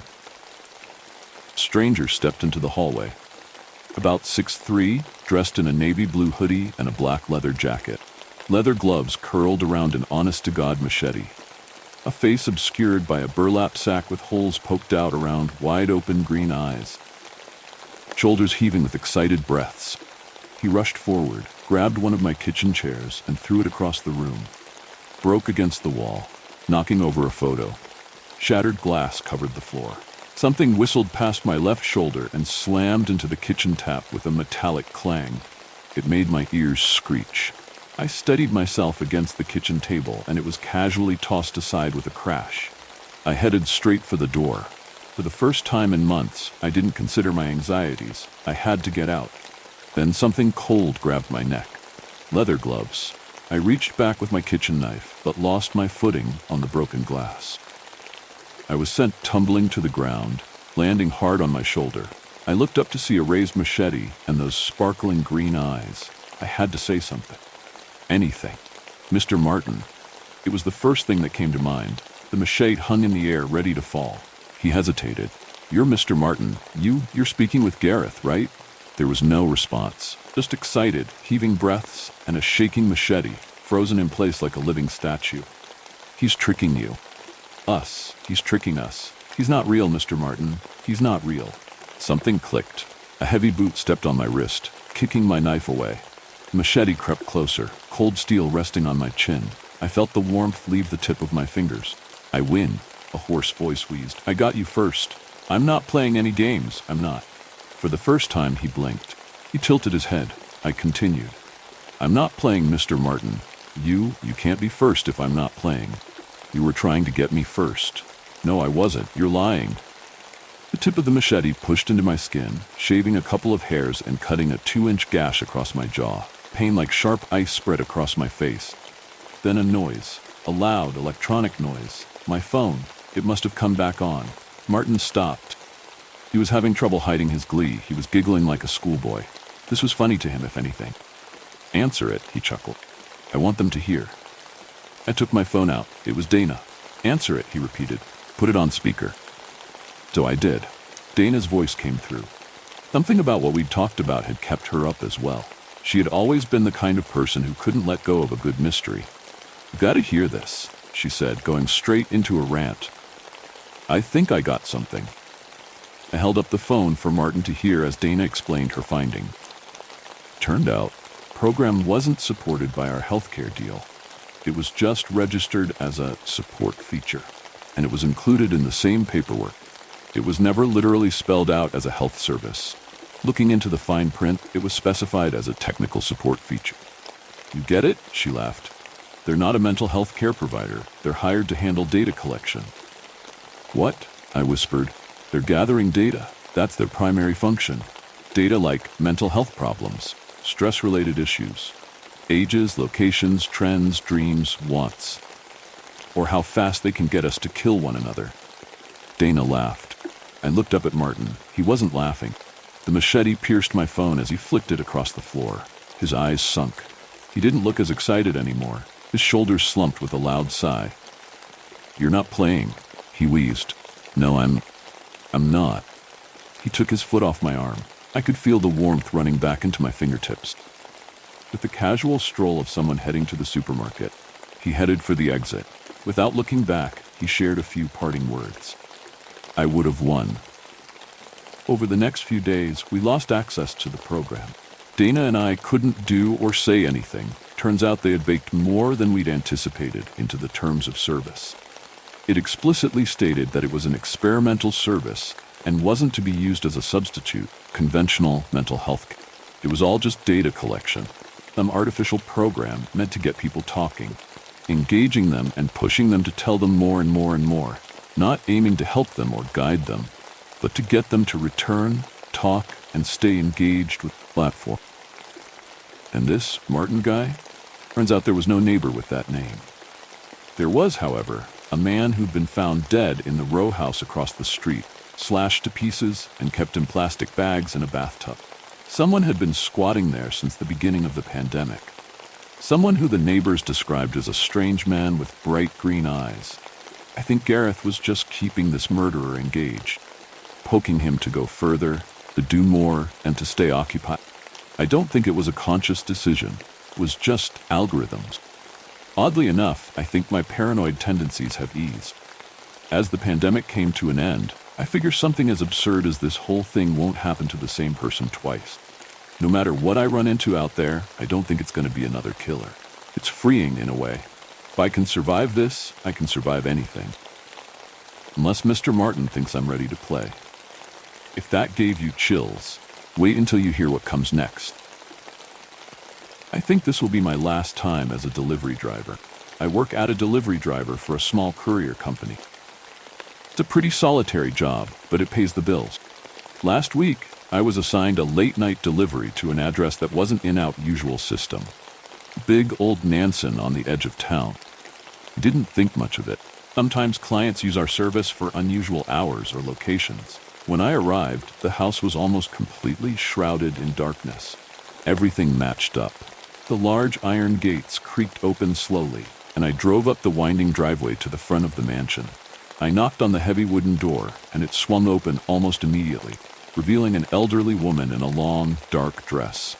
Her face was obscured by shadows, but her voice was gentle and firm. She thanked me for coming and asked me to leave the package inside for her, as she was too frail to carry it herself. I carried the package, an unmarked, simple cardboard box, into the foyer. The inside of the mansion was dimly lit, with dusty, antique furniture and an oppressive, if musty smell. The woman left me to a small, candlelit room with a large, ornate mirror. She pointed to a table in front of the mirror and told me to put it there. I set the box down, and as I did, I noticed something odd about the reflection in the mirror. The room behind me appeared perfectly normal, but the reflection showed a much older version of the same room, with cobwebs and decay. I turned to ask the woman about it, but she was gone. The door behind me was now shut tightly. and the light flickered erratically. I felt a sudden chill and a creeping sense of dread.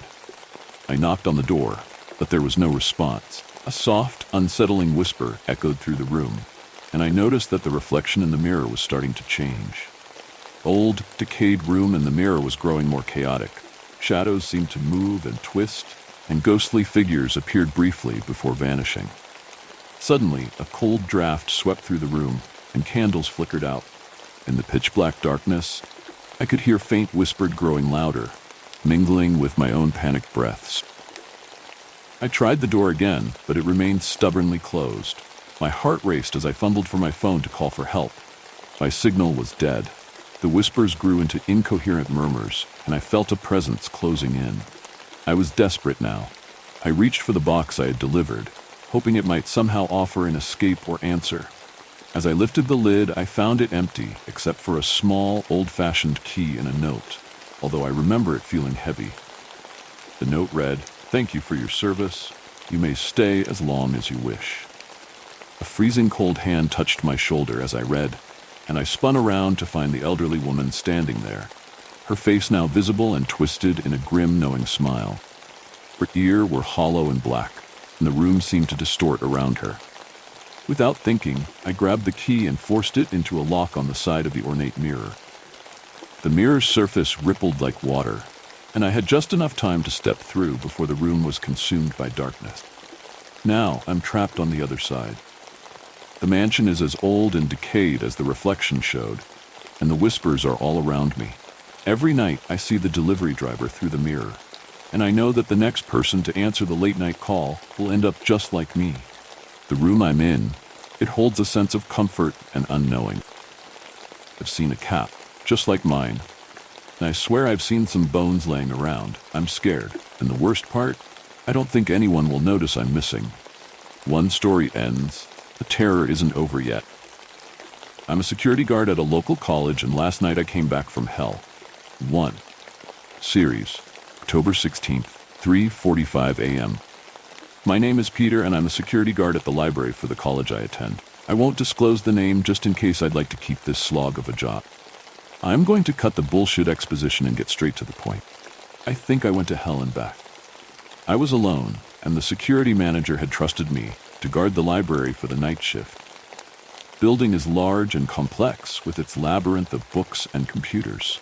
The school wanted to save as much money as possible, so floors 2, 3, 4, and the basement had been completely shut down of power, leaving the first floor to myself for light. That, and this cheaply made Temu flashlight, the security office decided to give me. The night started like any other. The loud buzzing of fluorescent bulbs above, their subpar dusting job, and the idle printer's low gurgle ensured that I'd stay awake from a sensory standpoint. Before mustering the courage to secure and explore the other floors, I decided to start with the first level, as the lights gave me a sense of presence in the empty halls. The walls were lined with windows, but since there were no street lamps present outside of the library, the pitch-black glass stared at me like a porthole of a submarine. Walking, I listed the rows of books by catalog to mark down what aisles were absent of any freshman fucking or other small things I've came across working here, like a raccoon eating The Great Gatsby. I started left to right. Fiction 1, clear. Fiction 2, clear. Fiction 3, clear. Historical fiction 1, can't see. The bulb above was out, and the way the rows were positioned made it so the lights only illuminated a single row at a time. I pulled out my flashlight and flicked it on, dimly stuttering to life as I smacked the side. Clear. Except there's a single book on the top row sticking out, leaning into the aisle, its worn cover barely holding on. I pull out The Life of Peter, molded in the master's hands. My stomach sank as I realized that this was intentional. The book had been touched recently. A hand-gripping stain of water or some other liquid still wet caressed the spine. Shaking, I opened the book, noticing every single page having many square-cut holes where a four-letter word would be. My mind knew that the only thing it could be was Peter. A soft-spoken voice behind me spoke aloud. Before I could turn around to face it, a cold, long-fingered hand gripped me over my right shoulder. I couldn't move my head, but out of the corner of my eye I could make out what appeared to look like a hand. Except green and flaky, with exposed deep red craters in her skin that had a putrid smell of burnt flesh and mold. I still couldn't move. My legs gave out as I was on my knees begging to let me live. The thing let out a gurgling whisper, Dominus vobiscum. I suddenly regained control of my body, and when I turned, she was gone. This marked the start of what I believe was my journey into hell. Subscribe for part 2. You made it through this one, but the next story is just as frightening. Metro Man. It was 12:45, only 15 minutes until the metro closed for the night. And to make things worse, I had to walk through a dangerous neighborhood to get home, so I was already on edge. I remember endlessly scrolling on my phone in an attempt to distract myself from my anxiety. I was alone on the train. Actually, I don't even remember seeing anyone at the station when I got on. The lights would often flicker on and off, but this was a daily occurrence, so it didn't bother me until the power went out entirely. The train stopped, screeching loudly as its wheels dragged themselves along the tracks. It was deafening, and there I sat in complete darkness. I quickly sprung off the plastic seat and fumbled my way to one of the doors, banging and shouting in hopes of someone hearing me. Nothing. There I waited, heart pounding, breath thickening as my eyes slowly adjusted to the darkness. Suddenly, the power came back. The train remained frozen. That's when I looked out the window. There was a man. My eyes were still adjusting to the light, so I ran to the window and started banging again. I stopped banging and my heart dropped. It felt like all the blood in my body had stopped flowing. My head was pounding and boiling. Its crimson eyes, almost like they were filled with blood, fixated on me. I don't think I saw it blink once. Its eyes were huge, too big for its skull, like a cartoon character. I could barely see the rest of its facial features. It was wearing a suit, but something I can't get out of my head is how his eyes were the only color it had on its body. The rest of it looked like something out of an old silent movie, completely black and white. Still resembled a man. It stood there for a few seconds just staring at me, before turning right and sprinting down the platform until it was out of sight. The train jolted as it turned back on. I felt a wave of relief wash over my body, but only for a second. It was then that I heard something moving along the ceiling, almost as if it were crawling. I told myself it was rat or some type of animal until it started crawling on the side of the train. I turned around to see its head slowly peeking out from the side of the window. We stared at each other for what felt like hours before it started banging its head on the glass. Slowly at first, then quickly picking up pace. Glass cracked with every hit. I fell to my knees and crawled away from the window screaming. My head throbbed as the loud banging continued, driving me insane. The lights flickered again, and once they stopped, it was gone. All that was left were the cracks on the window. The train stopped and the doors opened. I hesitated for a few seconds before running out of the train, out of the station, and onto the streets, not once looking back. Another story waits in the dark. Are you ready to hear it? I encountered a lot of yokai when I was stationed in Japan. Series. When you grow up in a military family, there's a certain pressure to join up yourself when you come of age.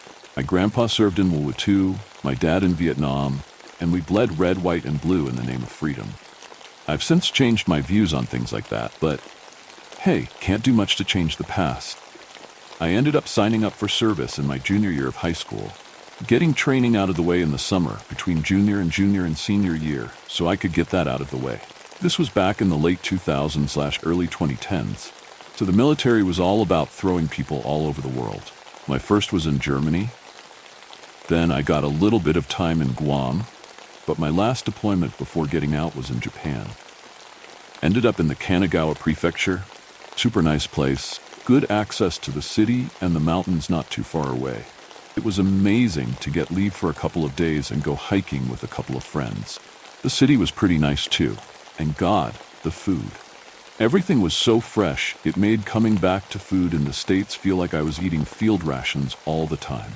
It was so cheap too. Except Japan had a little more of a sinister side to it, usually when the sun set.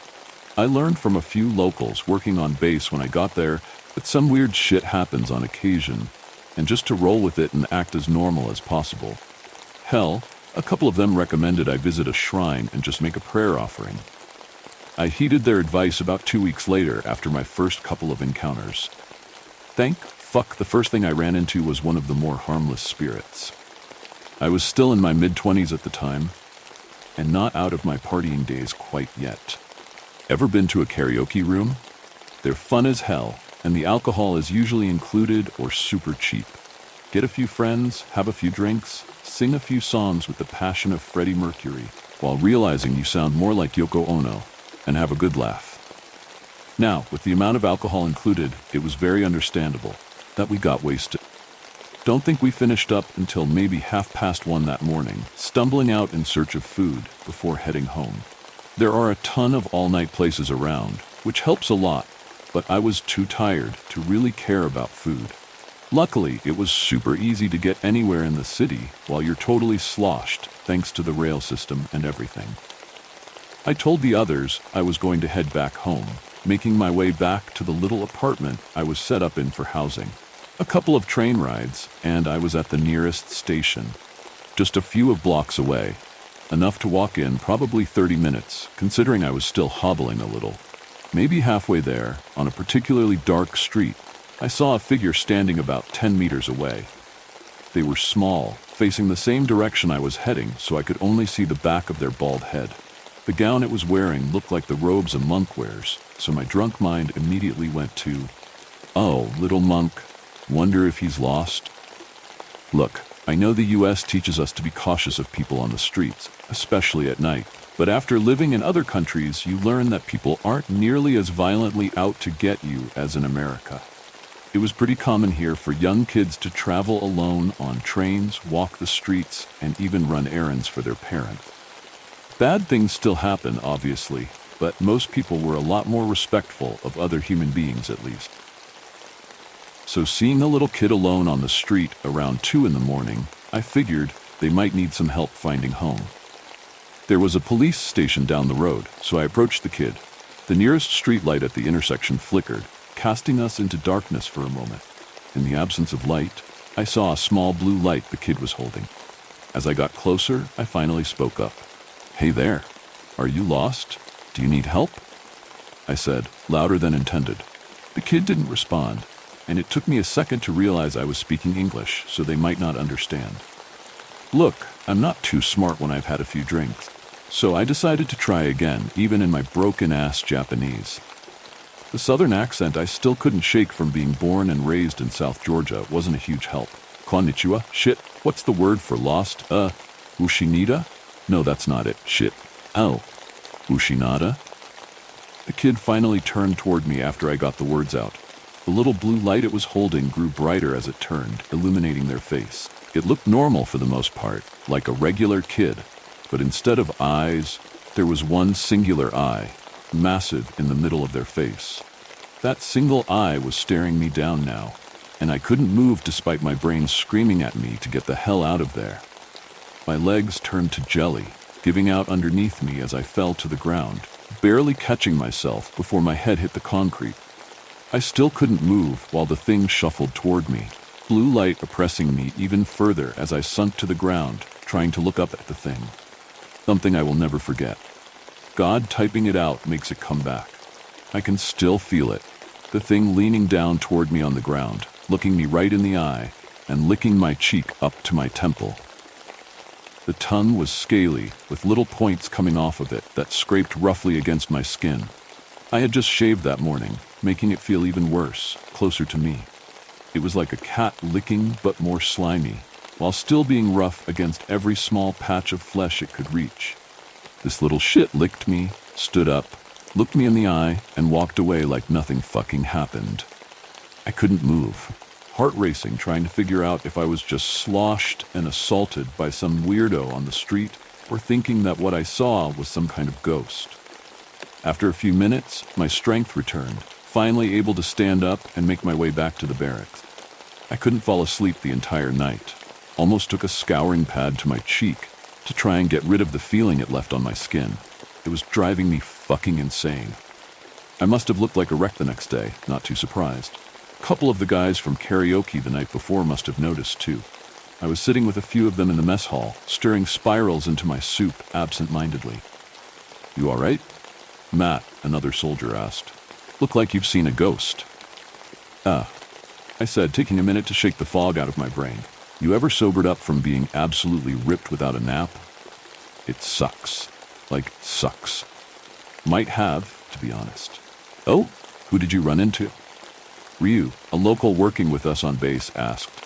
He was dozing off just moments before, but suddenly he was fully awake, a look of concern on his face. I don't really know. I thought it was a kid at first, like I could only see them from behind. Bald, wearing monk robes. I asked them if they were lost, then it's like, I don't know, like I just suddenly collapsed. I couldn't stay on my feet.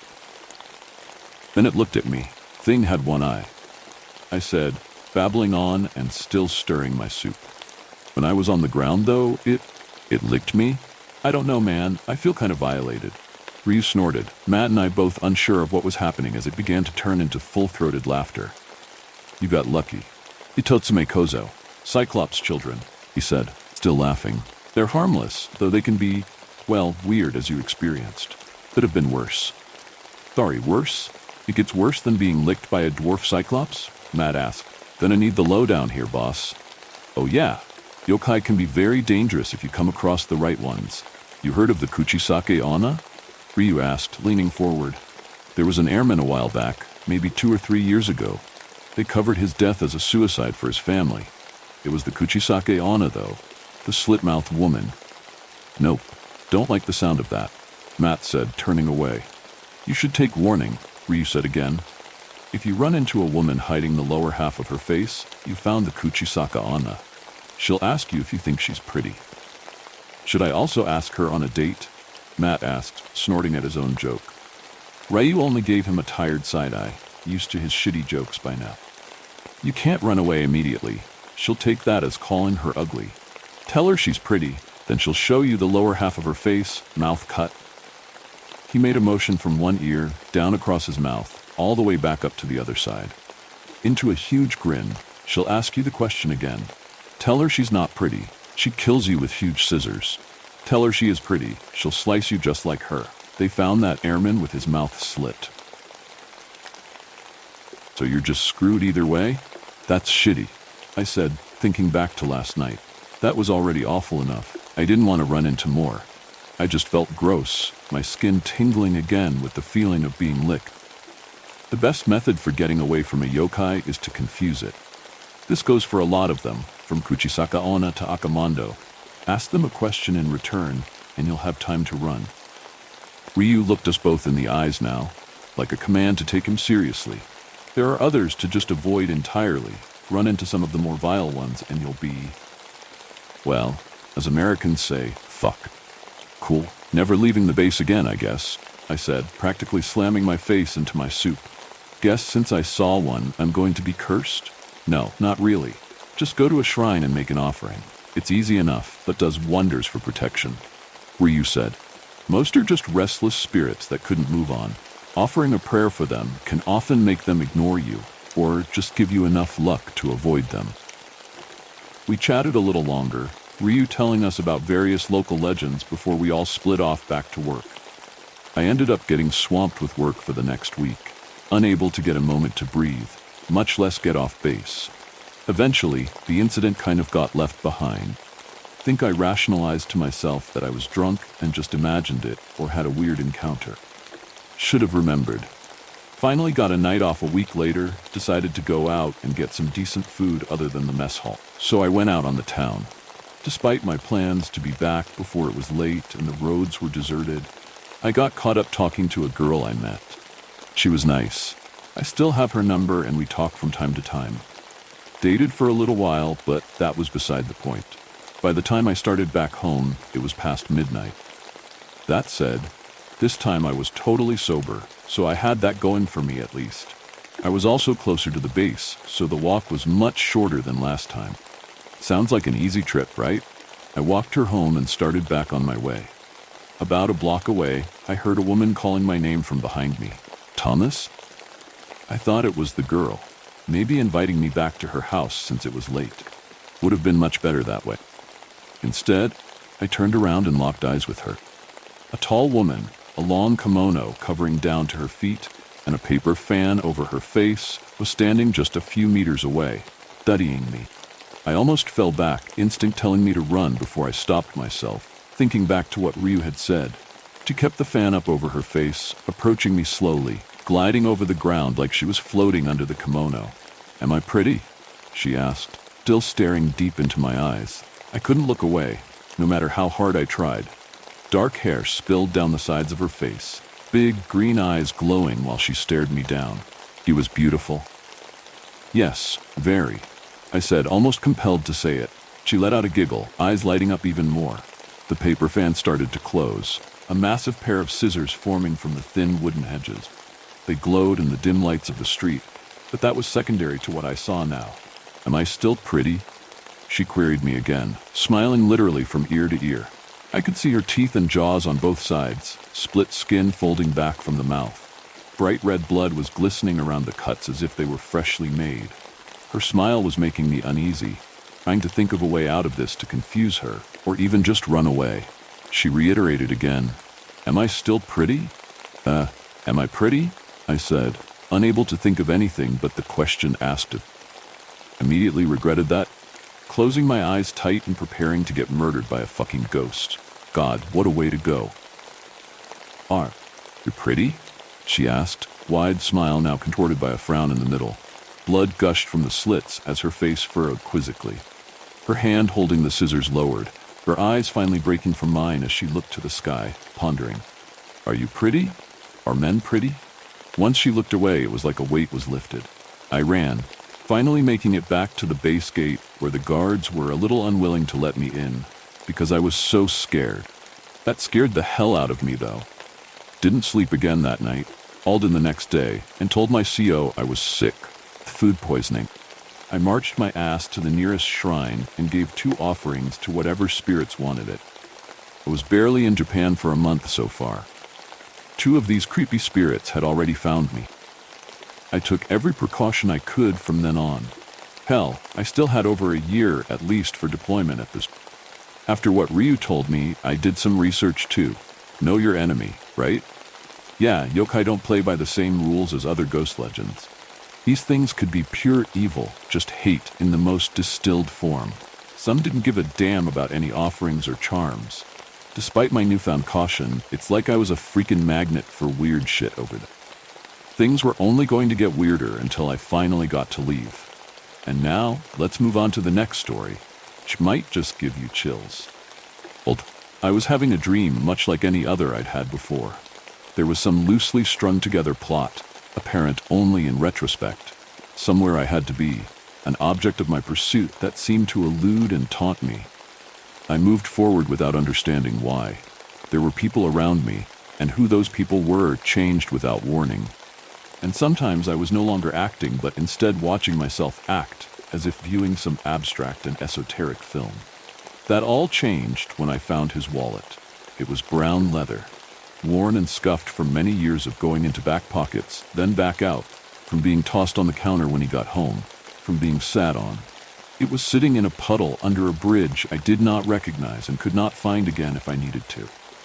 I picked it up and turned my head, looking for whomever it could belong to, noticing only then that I was alone. The faceless and shifting and impermanent throng of dream travelers was no longer with me. It was gray January, and gentle rain fell everywhere except under the cover of the bridge, and the wallet was damp with cold, and I was alone holding it. There was money inside the wallet, red and blue bills with faces on them that I did not recognize. Strange, nonsense denominations. A 6 note, a 30, 1,000 units of whatever currency this was. My instincts told me to take some. Just one of those dream thoughts you have no control over. I stuffed a few bills in my side pocket. I remember a moment of pause as I realized I was wearing an old pair of cargo pants that, in reality, are sitting in the back corner of my closet, unthought of for some time. His ID was in the front flap behind a thin plastic film. His name was Harold Haying Harris, and he was smiling like he knew something. Something about me. I decided I didn't want the wallet and dropped it in the puddle where I'd found it. Strange dreams often stay with you for a few moments upon waking. At least that's how it is for me. Usually I come back with only a few pieces. I lay in bed, hesitant to move or change anything. scared that motion will draw me further into the waking world.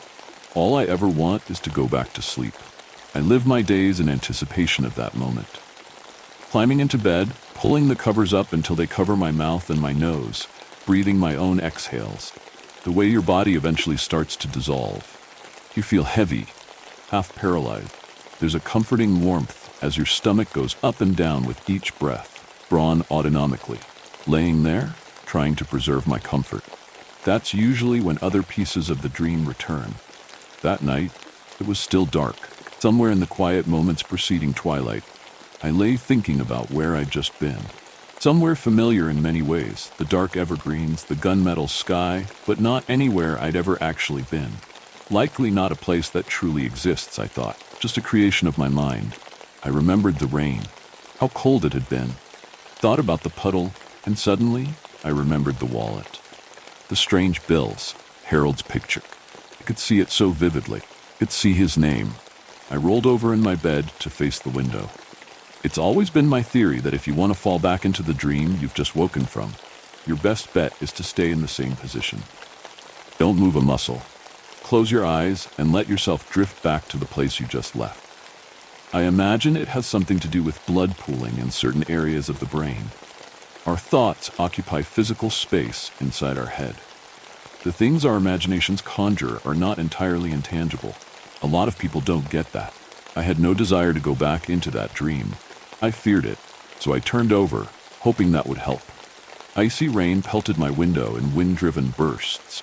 Every time I closed my eyes, my thoughts returned to the dream, walking in a crowd, pursuing some undefined thing that was just beyond my ability to recall. Finding the wallet. Harold Hying Harris. I sat up in bed. I have enough experience falling in and out of the same nightmare to know how this was going to go unless I did something to stop it. What you need in those moments is an interruption. Get out of bed. Go to the bathroom, get some water, walk around for a minute. Anything that functions as a reset.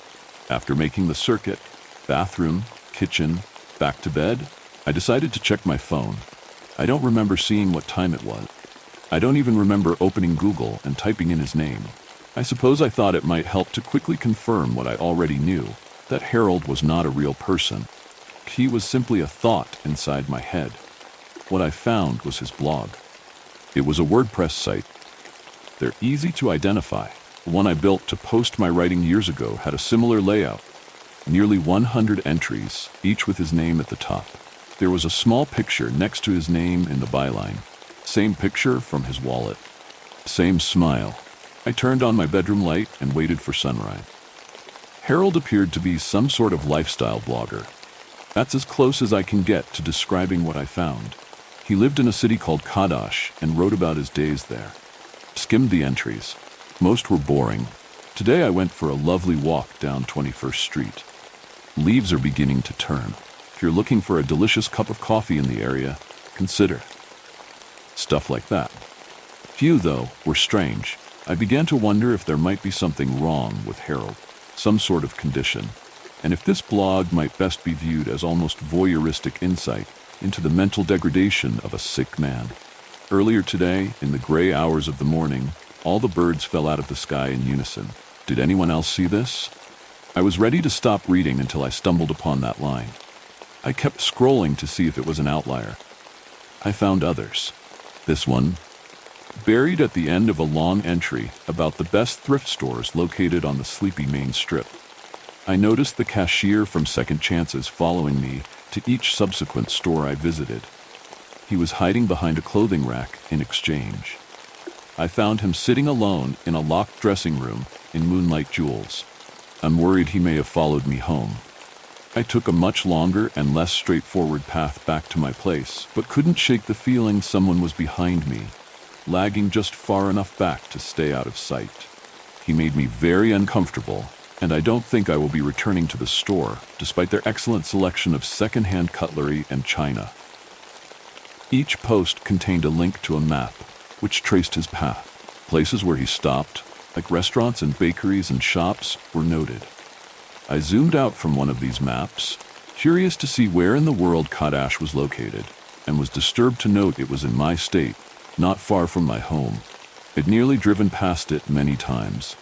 was north and west of me, close to the Pacific Ocean. Strange that I'd never heard the name before.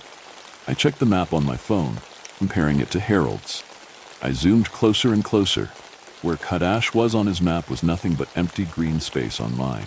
Featureless spot in the woods with no roads and no shops and nothing else of note except for a small lake. The lake was on both maps. I found an entry of Harold's which involved it. Walk to Cressman Lake today. There's a bench at the edge of the water where I like to sit. You'll find a lot of flat stones at the base of this bench, perfect for skipping across the glass-like surface of the water. It's a good place to spend an afternoon when you need to clear your mind. I worry that he will return soon. I see him in my dreams. The lake, Cressman to him, unnamed to me, was a 90-minute drive from my house. I had no plans for the day, nothing to stop me from filling it with 3 hours of driving, round trip, plus however much time I would spend at the lake. Doing what? Looking for him? I didn't stop to think. I opened my closet and packed a few changes of clothes, quickly, feeling an urgent need to get on my way. Logic would necessitate that all I needed were the clothes on my back for such a trip. That makes me wonder if I knew even then what I was going to find. If I knew, somewhere in that part of my brain which can't speak, not out loud at least, where I was going.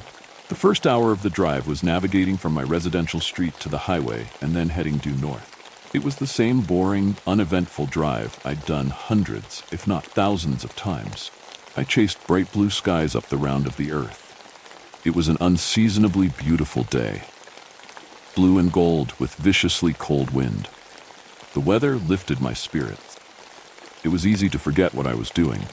The mountain was on my right, slowly falling behind me with each mile I drove. I watched its white, snowy bulk travel from my passenger window to the rear window to the rear windshield, before vanishing altogether. It was time to head west. 2 miles further along the road I'd exited to, a nondescript state road with numbers for a name, my GPS commanded me to turn right onto an unnamed, unmarked dirt road that carved a path through gray, barren trees. I could see that it went straight for a few hundred feet, or curving, out of sight, to the left. The road was wide enough for one car, and full of dips that shook me from side to side as I passed over them, going no more than 10 miles per hour. Somewhere along this road, which connected with so many others just like it that I lost count, lost sense of which direction I'd been turned in, then turned out of, then turned back around into, clouds filled the sky, blocking out the sun, making it feel much more like the January afternoon it was.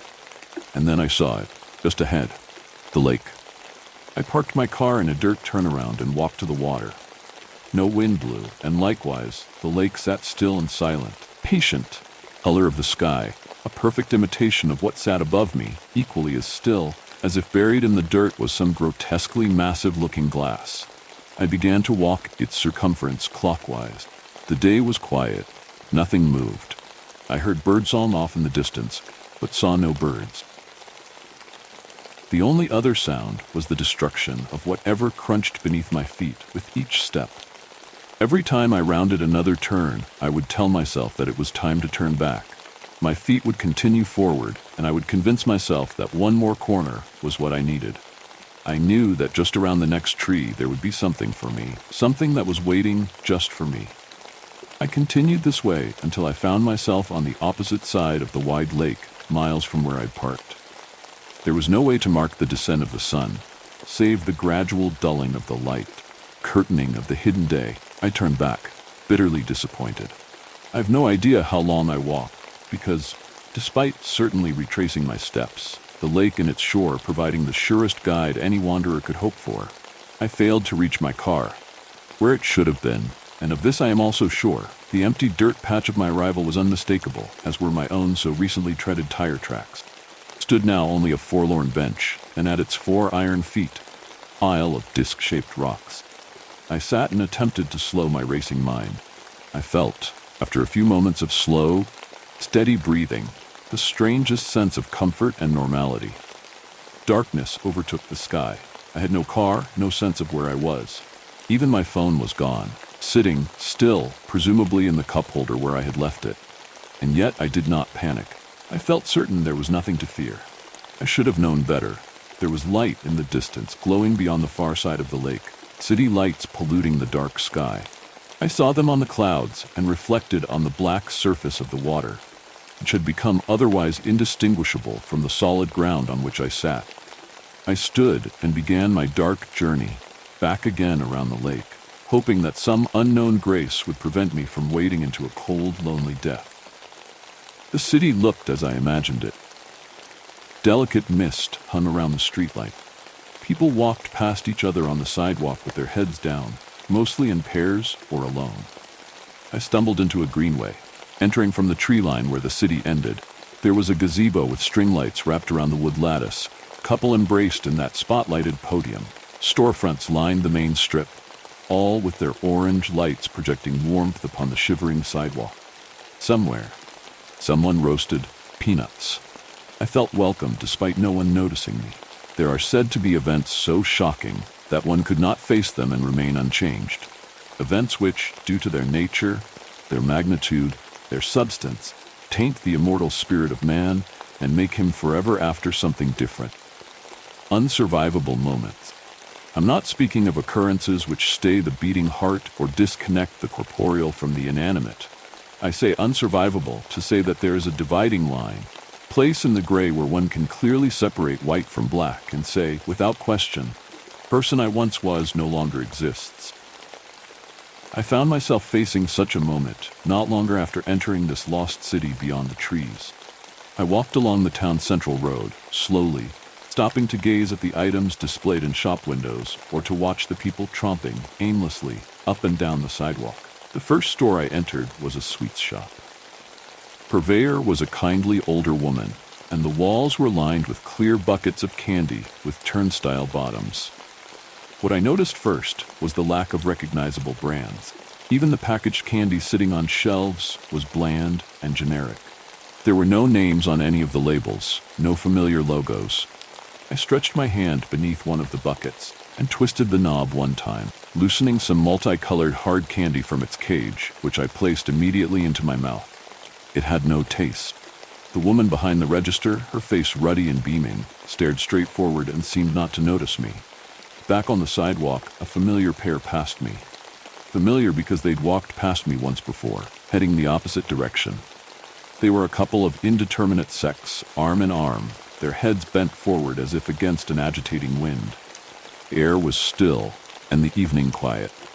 I crossed the street and entered what appeared to be a record store. It was dark inside. Dim, yellow globe lamps hung from the ceiling, casting meager spotlights onto each aisle. From the back of the store, a familiar, vocal-less melody played softly. I wandered slowly up the first aisle, trying to determine the genre of the section. It was labeled alphabetically. Stopped where appropriate, looking for names I would recognize, finding none. Upon finally making it to the back wall, I searched for the owner, or at least whomever was tending the store. There was a long counter which ran the length of the wall. Behind the counter was an open door. This back room was the source of that familiar melody. Someone was moving around in there. I could see his shadow. I opened my mouth to call out for assistance, but an alarming sense of foreboding stole over me, silencing me at once. I left quickly. On the sidewalk again, the same couple walked past, bent forward determinedly. I was beginning to feel uncomfortable. In this veritable ghost town, I myself was the spectral figure. And worst yet, I was stuck here, unable to leave, with no one knowing where to look for me, or even that I was gone. With the reality of my situation settling in, I began to walk quickly back the way I'd come. I cannot speak with certainty about my intentions because I did not make it far, although it seems to me now, in retrospect, that I was heading for the woods again, the lake, which, while dark and cold and ominous in its own right, was at least a lonely place, and anywhere felt safer in that moment than this strangely populated strip, and total solitude seemed better company than these reactionless, empty people who seemed to contain no purpose, no vivacity, no animation whatsoever. Something compelled me to turn to my left, and gaze in the lit window of the final store before rounding the corner. It would have taken me back to the town green, gazebo, and the tree line. It was a second-hand store named Second Chance It. I recognized the name at once from Harold's writing. A strange man stood behind the register, smiling, his eyes locked on mine. He saw me. For the first time since entering Kadash, I was certain that someone was aware of me. How I wished in that moment for the complete anonymity I so fully dreaded just minutes before. I wanted nothing more than for this man not to see me, him to have never seen me. I turned, prepared to run for the trees, hoping with every ounce of my being that he would not jump over the counter and give chase. What greeted me upon turning back drove that thought entirely from my mind. The townspeople had stopped pacing, they'd ceased wandering aimlessly. All stood completely still. In unison, their heads turned to me, slowly. Like a hive mind that had become aware of the interloper, I darted around the corner, horribly aware as I turned my head that they intended to follow. I ran without looking back, ran in fear that one might catch me before I reached the tree line, in fear that this tree line might lack the talismanic quality which I was placing upon it. Safe haven. Somewhere I would be untouchable. A man leapt from an alleyway, intercepting me. Before I had a chance to defend myself, I was being dragged into the darkness, a hand placed over my mouth to stifle my screams. He whispered into my ear, trying to calm me, and then we were backing into a door. She slammed shut and locked behind us. We were in a storage room with boxes stacked high along one wall, a bare metal shelf containing all sorts of tools. "You'll be safe in here," he said. It was Harold, the man I dreamed about. I struggled to speak, backing away toward the locked door. "Don't," he said. "Let me out of this room," I said. "You're safer here." "Why should I believe you care about my safety? Who are you?" "I thought you would know," he said, speaking more to himself than me. Something pounded viciously on the door behind me, making me jump. It was the townspeople, still set, apparently, on hunting me. "Come on, upstairs," said Harold. I paused, but only for a moment. I did not trust Harold, not entirely, but there was something kind and friendly about his face. The dream tried to return to me, or perhaps a different dream. Everything was mixed up inside my mind, trying to congeal and present a formed picture. The savage beating at the door is what decided for me. I didn't trust it would hold. I followed Harold up a wooden staircase, emerging in the lobby of a small inn. He grabbed a key from a post where it hung among many others, and then rushed me up another set of stairs, and then another. We stopped at room 306. He unlocked it, handed me the key, and shoved me inside. "Don't come out until morning. Draw your blinds. If anyone knocks at the door, be silent and keep it locked." He shut the door on my face. The room was small, one twin bed and an old dresser of stained wood. A desk underneath the curtained window held a reading lamp, sheets of paper, and a pen. I stood over it a moment, tried the pen in my hand. It was warm, as if only recently leaving a strong hand set to accomplish something significant. I wrote my name on the paper. I wrote Harold's name on the paper. I wrote his full name. I wrote it again. On the bed, I found the bag that I'd packed that morning. Last I'd seen it, it had been in the back of my now missing car. My keys sat on the dresser. I passed the night sitting at the desk, holding the pen. The sun rose behind the heavy curtains. I had no way of knowing. At some point, I must have dozed because I awoke with a start to someone knocking on my door. It was Harold. I wondered if his directive the night before applied to him. Without unlocking the door, I asked him what he wanted. "It's safe now," he said. "You can come out." I changed, thankful for the extra clothes I'd packed, curious, too, to see the familiar old cargo pants I'd been wearing in my dream, and followed him downstairs. He left me alone in the lobby as he went into a back room. I glanced furtively over my shoulder, afraid that one of my pursuers might appear. Harold returned carrying a plate. "Free breakfast for all guests," he said, setting the plate on a table. On the plate was a fluffy Belgian waffle, with a large slice of butter melting in the center, 2 eggs, fried, and 2 pieces of bacon that looked like they'd seen the hot side of a skillet for no more than 10 seconds. "I know you want it," he said with a smile as I stood, hesitating. That he was correct is what made me most uncomfortable. I tried to understand how this strange man knew what my mother used to make me for breakfast every year on my birthday. The first bite caused tears to swell in my eyes. That's not an exaggeration. I wanted to cry because I had not tasted this waffle, prepared with her own homemade batter. I tasted the vanilla, the cinnamon, in nearly 10 years. Not since the cancer had ripped her away from me, from the world, for we were ready to lose her. Without pause, I dropped my fork and stood, looking over his shoulder. Harold had been standing over me, watching me eat, smiling, to the room from which he'd emerged. "Is she here?" I asked him. The absurdity was not lost on me, but certain sensations can drive rational thought from the brain. Am I dreaming? Is this real? Is who here? There was genuine puzzlement on his face. My mother, this is hers, I said, pointing at the food. Something clicked. I could see it on his face. Interesting, he said. I had no idea. It is a terrific waffle. I have one every morning. A patron barged through the wide front doors. Instantly I was on guard. I backed away from the table and stood next to Harold. He doesn't see you, he said. Most days he doesn't even see me. The man, not one of the townspeople I'd seen last night, but similar in some way I struggled to identify, walked through the lobby, head down, and rounded the corner. He disappeared up the stairs. I could trace his path through the sound of his steps. He's going to his room. He'll stay up there for...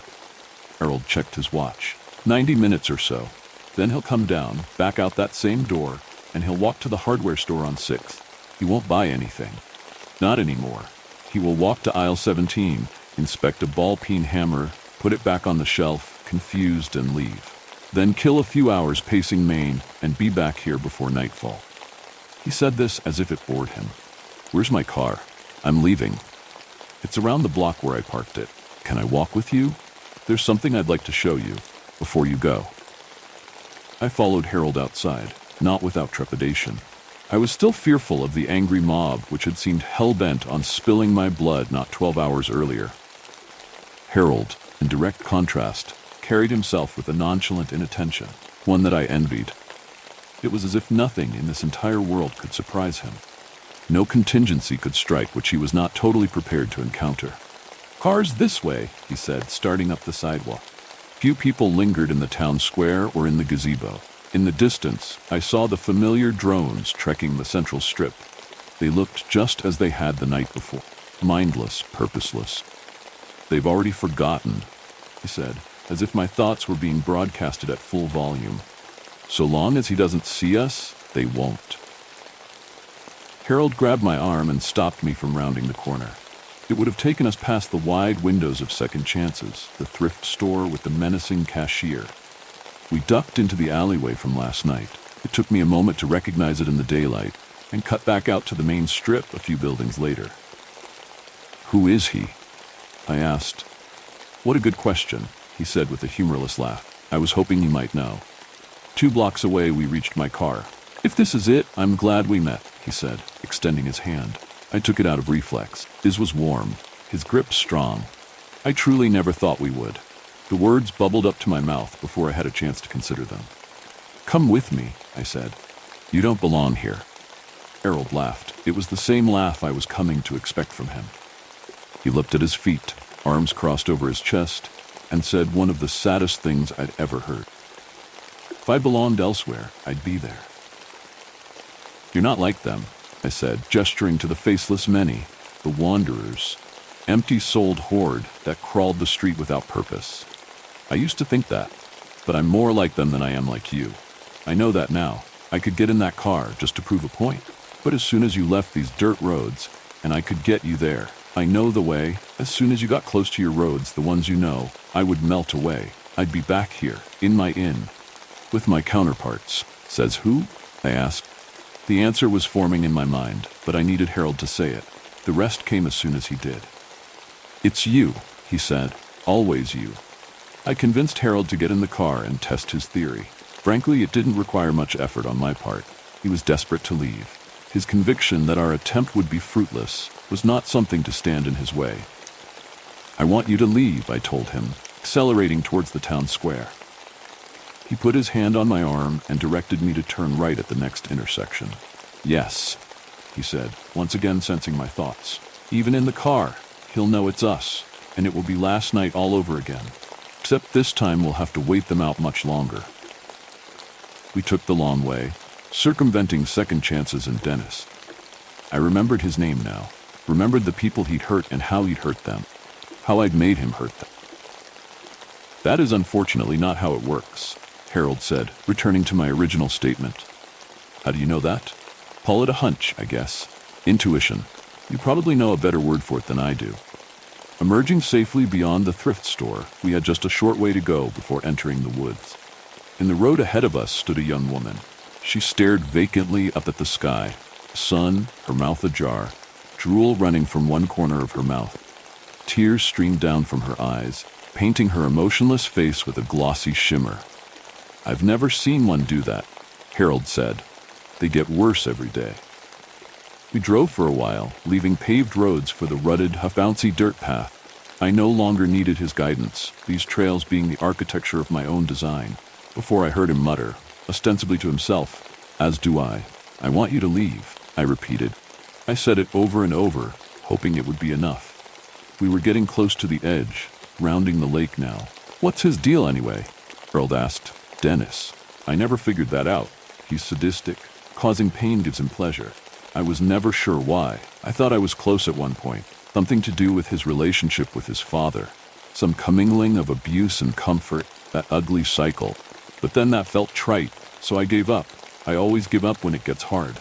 I'm sorry for that." Harold said nothing to this. "I understand if you're angry. The strange part is, I know you're not. You don't have that in you." I looked to my right. The seat was empty. I rolled down my window and stuck my head out. The air was fresher, the sky above me more vibrant. I was out. All I had to do was drive forward, leave the woods, get back to the highway. Do my best to forget about them. I'd done it before. I knew it was possible. What stopped me was Harold's sad words bouncing around my mind. If I belonged elsewhere, I'd be there. I left my car where Harold had parked it and retraced my route, careful to avoid Dennis's watchful eyes and the alerting effect they had on the townspeople, to the inn. He was sitting at the table where he'd served me breakfast, staring at his hands. "I'll do it," I said. "I don't know how, but I'm going to make it happen." We went upstairs to the room I'd spent the night in. This time, Harold came in with me and shut the door behind us. He sat on the edge of the bed and I took my seat at the desk. I took the pen in my hand, put it back, looked down upon the blank page. It was as I always knew it to be, inviting, feeling in its own unique, indescribable way, but intimidating, enticing me, and making a mockery of me all at once. It knew my deficiencies, but didn't even have the decency to state them outright. It made me do that, forced me to bring them to prominence with each stroke of the pen. I tried, more than once, Harold said. "I thought maybe you'd put enough of yourself in me that I might be able. I'm not exactly well read, you know that, but I know things. I know a lot. That's one of the biggest tropes, isn't it? The main character being a stand-in for the author? I know I'm not you, not exactly, but there are certain undeniable similarities. It's only natural." I pretended to be deep in thought, staring down at the ream of paper he'd left for me, only because I could think of no reply. It was an upsetting thought.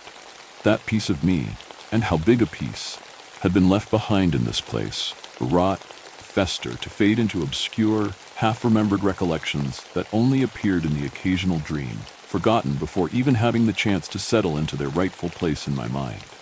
"It's hard," Harold said. "It's really hard. I can't say I liked it. Frustration. I'm just never able to say it right. The things I see up here, I see them so vividly, and always, I come up here and sit at that desk, so excited, so ready to put it down on paper. But as soon as the pen is in my hand and it's time to do the damn thing, it's like, I don't know, like it all goes somewhere else, somewhere I can't see it. The more you chase it, the more it runs," I told him. "It's like when you're trying to think of a specific word, and it's right at the tip of your tongue. You have to stop trying for a moment, do something else, let your brain run in the background. At least that's how it is for me. But look at all I've accomplished. Maybe I'm not the one to take advice from." He pulled the curtains and raised the blinds. The sudden brightness was dizzying. "Yes, look at all you've accomplished." He was suddenly emotional. "It's beautiful. This was once a real town where real people lived their lives. There was happiness and beauty and mundanity. Yes, the simple, everyday moments that define a life. And there was evil and hurt and suffering and all of those. Yes, they're necessary too, but you forgot us. You stopped thinking of us. And gradually, we've waned, we've dwindled. And the weakest of us, those of us who were hardly here to begin with, background characters, extras, are nearly gone. Look at them. They're senseless. They've forgotten who they were, because who they were hardly mattered to begin with. We're only here, he said, pointing down at second chances, because there was more for us to lose. We remain because it takes longer for a dark stain to fade, but fade it does, eventually. I find myself waking up in the morning confused, unsure of who I am, or when it is, or where this place is. I don't want to be like them, said, choking up. If that's what you've decided for me, then kill me now. Harold grabbed the pen and put it in my hand. Write it on that fucking paper. Harold died in his sleep peacefully. Give me the dignity of a graceful exit. I can't remain here alone in this empty world. Soon they'll all be gone, and the trees and the lake and the birds have already vanished. I'll be all that remains, because you started with me. I have the most of you in me. Can't do that. I can't be alone here. I'm not killing you. You know how time moves for us? Did you check the time when you got out, when I evaporated and reanimated back in this fucking inn? The date? I bet an hour hasn't even passed out there, minutes at most. How long has it been since you've written of us? Do you even know? Nearly 10 years, I said, shrinking away from him. Try thousands. That, for us, I'm sorry. There's no need to be sorry, he said, closing my hand around the pen. Write us. Bring us to life. We sat in silence for minutes. Those minutes rolled together with the same impassive, inevitable force they always do, coming an hour and then another. The quality of the light was changing in the room as the sun climbed over our heads and began its descent on the other side of the building. I couldn't write with him watching me, but something in his posture and the incontrovertible stare with which he fixed me told me that asking him to leave was no longer an option. He intended to see my end of the promise delivered. I wrote a sentence of no significance. Just something to get my hand moving. I paused again, thinking of how to turn this first sentence into a paragraph, and that paragraph into a page. Harold leaned forward, curious to see my words. I crowded the page with my shoulder. The delay between the first and second sentences was shorter than the length of time I'd needed when first pulling up to the desk and putting the first word down, but extensive still. I could feel his impatience. The gap between sentences 2 and 3 was shorter still, and my efforts progressed at this same exponential pace until I was struggling to keep my wrist from cramping and my handwriting from abandoning the limited structural integrity it began with. I lost track of where I was. It was a familiar feeling, one I'd grown out of love with, falling into the page, and coming home to it was like embracing an early lover, one who'd taught me to move in the right way, breathe at the right pace, and held my hand through the multitude of mistakes natural to a beginner. It's only now, in reflection, that the irony strikes me so clearly. Of all the times I floated away, left my room and my desk and my paper, and fell into the world of my creation, this was the one time where there was literal truth to the sentiment. I slapped the pen on the desk as if it were a hot stone, and one more second of holding it would sear my flesh, and pushed the paper away. Done? Harold asked. The sun had gone down entirely. At some point he'd stood and turned on the lamp above the desk, cast me in a small puddle of light, the only source in the room. His face was an ominous shadow where he sat on the edge of the bed. Let's go, I said, taking my keys. He followed me through the door.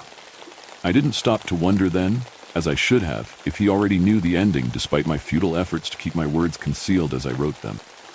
Were my words immediately sent to his mind? It was his story I was writing, his fate I was deciding. So I thought.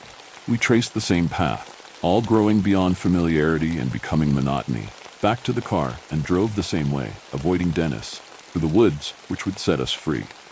I parked at the tree line. He looked confused, causing me to think that simply putting it on paper did not make the next move apparent to Harold. He still needed to live it to find out. I got out of the car. You're driving, I said. Agency. It's important. You need to make it happen. Can't happen to you. He nodded and hopped behind the wheel. We drove into the dark forest, our headlights illuminating the night as we bounded through each curve and bounced along the pockmarked path. I could see the end up ahead, the place where we left Kadash and returned to reality. and this time it felt different. I smiled, happy that I had, for once, figured it out and written to the ending, and not given up. I could feel the boundary pressing down into us as we crossed it, the threshold fighting to stop us from leaving. "You feel that?" I asked him, a triumphant shout in my voice. "No," he said, grinning. "I don't feel anything." The last I saw of Harold was that knowing grin as I faded from the car. When I realized I was in Harold's inn, when the reality of my mistake came crashing down upon me, I immediately rushed upstairs to the room with the desk and the paper and the pen. My draft was gone.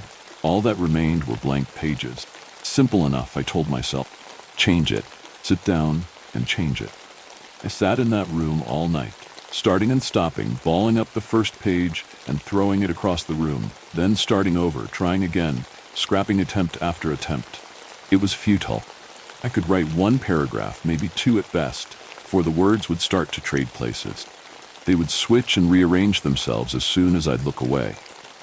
It was impossible to complete even one page. It's against the rules here. That must be it. We can't write ourselves out. I have been in Kadash for 4 years, give or take a week or two. It took a while before I decided to start keeping track of time. If what Harold told me is true, he's only been out there, in my world, the real one, for days. Not long enough to have forgotten us, which comes first. It must, before I can try to make him remember. Before I can draw him back and trick him into releasing me, the way he pulled me back. I feel fortunate that my writing, before he left me here, has revived the town. People are alive once again. They go to work every day, into shops, and kids go to school. How long before they start to wane again? How long until the birds fall out of the sky? I spend my time maintaining the inn and watching for Dennis. Like the townspeople, he is much sharper too now. How long until it is just us two? At night, when I lay down to sleep, I think of Harold. I think of him driving my car out of the woods, smiling. I wonder if he moved into my home, or if he found one of his own. I wonder how he spends his time. The things our imaginations conjure are not entirely intangible. What upsets me most is that I can no longer remember if I wrote Harold, or if he wrote me. I fear we've been doing this dance, trading places, one of us always in Kadash, while the other sits in the real world setting traps, writing blog posts, for instance, for decades, centuries perhaps. I shudder to think of the breadcrumbs he's dropping at this very moment. It's imperative you do it immediately, while you still remember, because he will forget. I know he will. We always do. I do my best to dream of Harold, because dreams are the only place where he and I can cross paths for now. One day, many years from now, for him, centuries perhaps. For me, he will forget me. He will forget all of us, and he will dream a familiar face, that of someone he could swear he once knew, or at least imagined, and he will come looking for me. I have to believe he will look for me, that he will find me. When he does, I'll know him. He will not know me. Not until it's too late. With that unsettling tale behind us, it's time for another story that's just as creepy. My father took a job at a remote location. Wish he hadn't. Bedtime stories are my favorite. I am 23 now. Still, every now and then my father would tell me the same old horror stories he encountered decades back, which now I know were not stories. "You want to hear the stories tonight?" said my father. I, 23 male, home on a holiday from work, as excited as I used to be since my childhood. We had dinner, and after that, the stories began. He had a diary where he noted it down too. He began to read it. Money is important. It's 1993, and I still don't have a good job. Maybe I should take up the night shift for equipment handling on that remote hilly area. While working, I'll find something else. Sept 2nd, I decided to take that job. My first day at the job. The facility is pretty big, situated on a hilly road, with forest covering it from everywhere. The washrooms are outside the facility. Some 2 men's walk. Weird, I thought. I entered the facility and met Jake and John, that are my partners for the night shift. We were of the same age, so we got along pretty easily. We were introduced to our manager, who showed us the whole facility and what should we monitor. Pretty straightforward job, I said. The sun is going down and it's almost completely dark here. My manager gets up to leave, but before that, he turns towards us and says, "We have a rule here. Don't go outside at night. You want to pee? Pee in your bottle. Want to take a dump? Do it on a piece of paper, but don't go outside." Saying this, he left. We were pretty surprised, and the fact that we can't go to washrooms sucks. Till 3 in the morning, things went by in a pretty normal way. Suddenly, Jake comes to me and John, who were chit-chatting near one equipment we were monitoring. "I want to pee," he said. John and I looked at each other, thinking, what should we do? "Just pee in some bottle, man," said John. "Nah, I'm going out." The doors to the facility were big and heavy, requiring to press a button to lock or unlock. In a sense of urgency and care, we decided to join Jake, just in case. Jake pushed the button, the doors opened in a very creaky noise. A wave of cold air grasped us. Outside, there was no light, no sound, just empty forest and darkness with cold winds. We three started walking towards the washroom, located a little downhill. We could only hear our footsteps while the forest was silent, but it was nothing which would cause us to get scared. We reached the washroom. Jake got inside. While waiting for him, John and I chatted about the computers and how it is developing so fast. Suddenly, the already silent forest felt more silent. Jake came outside with an irritated voice, said, "Why the hell you guys were laughing?" We both were stunned. Nobody laughed, and we heard nobody laughing too. Jake refused to believe. Irritated, started going back, and we started following him. While the facility was not far away and we could see the lights from the road, dim in the night, something was not feeling right. Suddenly, John and I heard someone laughing behind us. Someone who is a child, 10 at max, but the laugh was evil, like it was mocking us, challenging us to face it. We both looked back, but there was nothing there, just a road and a cliff where you can easily jump off and die. Jake looked back briefly, unaware of anything. John and I picked our pace on our way back. Jake asked me what happened, but I just grabbed him and started walking, faster. And then we all three heard the laughter. It was loud, scary, evil. It made the hairs on our necks stand up, and it was just behind us. We heard footsteps that were not ours. The facility was just in front of us. We opened the door and quickly closed it. John and I could swear we saw red eyes staring at us from the darkness while closing the door. While we were relieved of being inside the facility, the doors suddenly opened and someone came inside.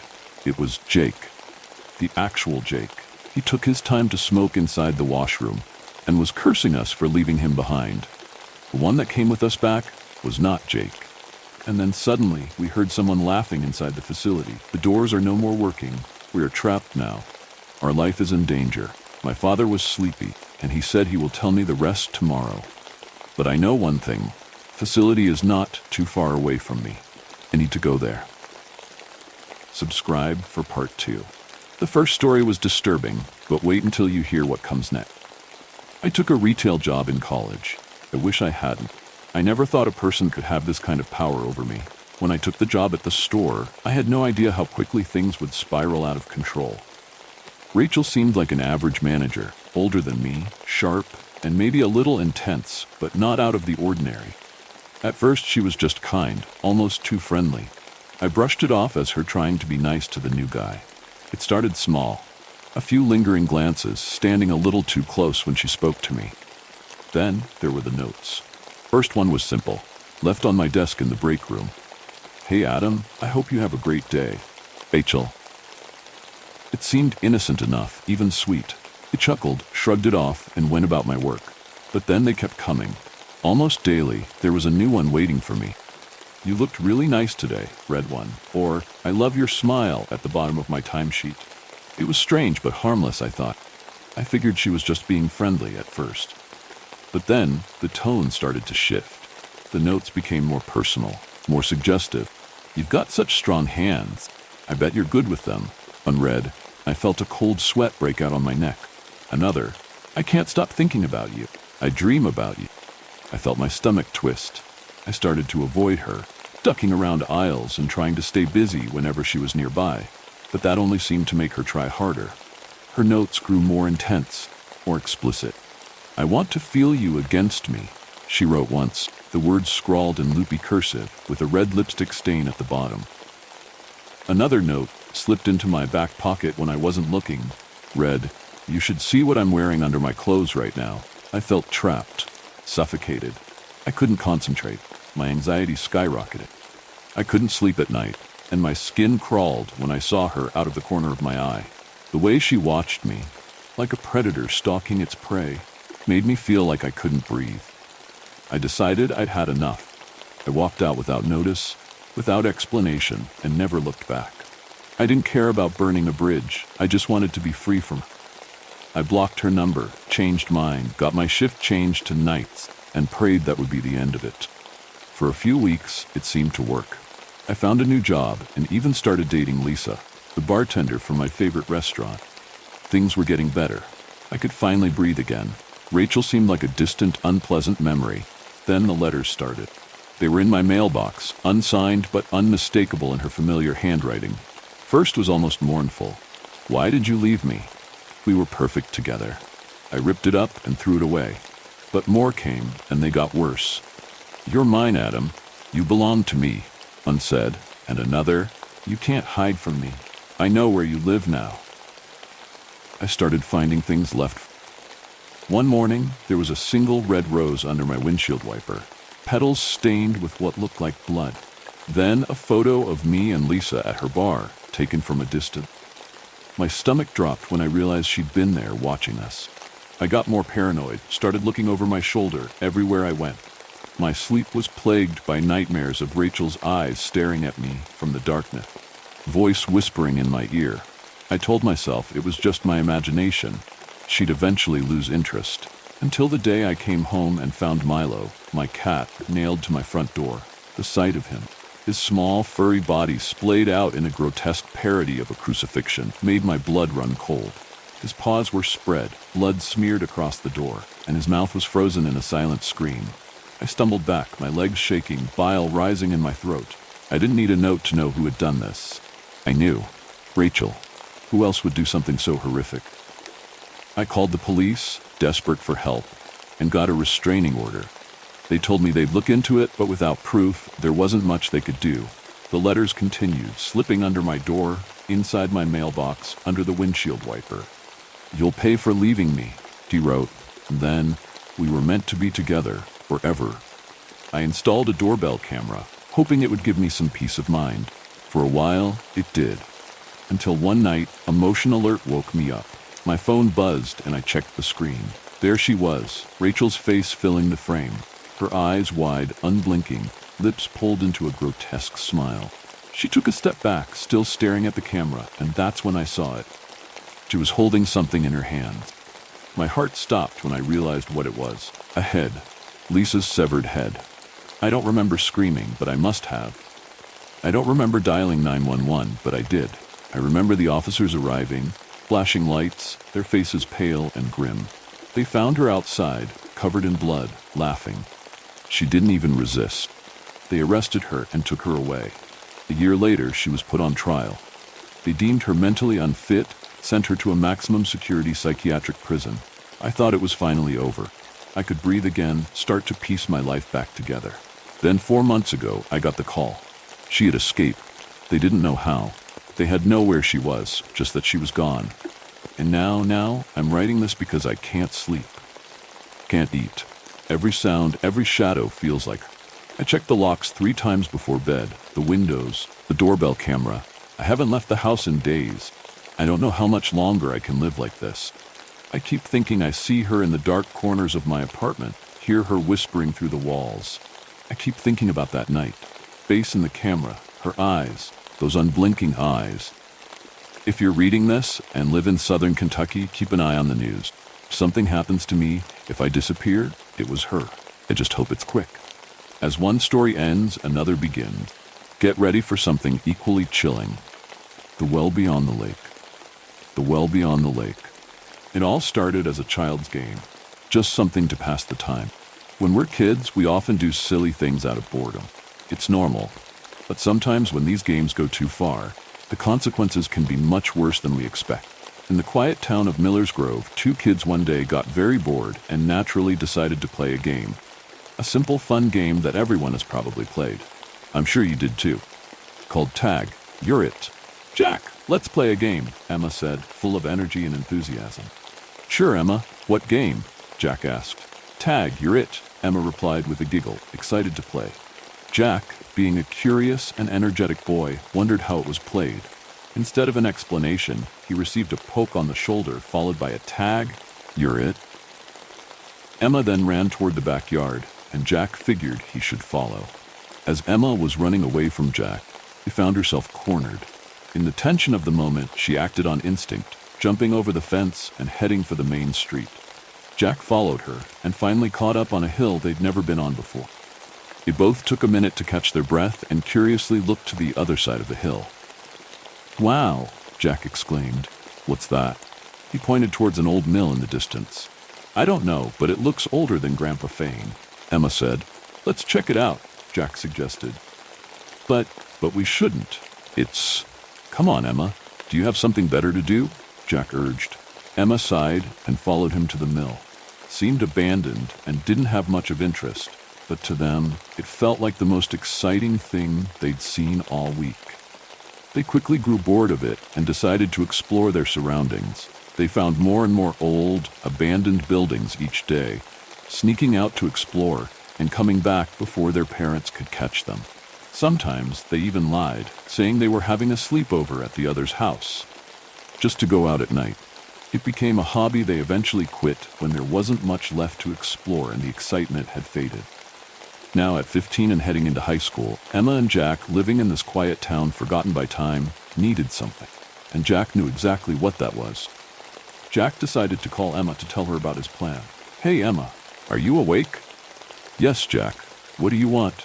"It's 3 a.m., she replied, sounding annoyed. "Remember that lake near the old mill we used to visit as kids?" "Yeah, what's up with that? And why can't this wait until morning?"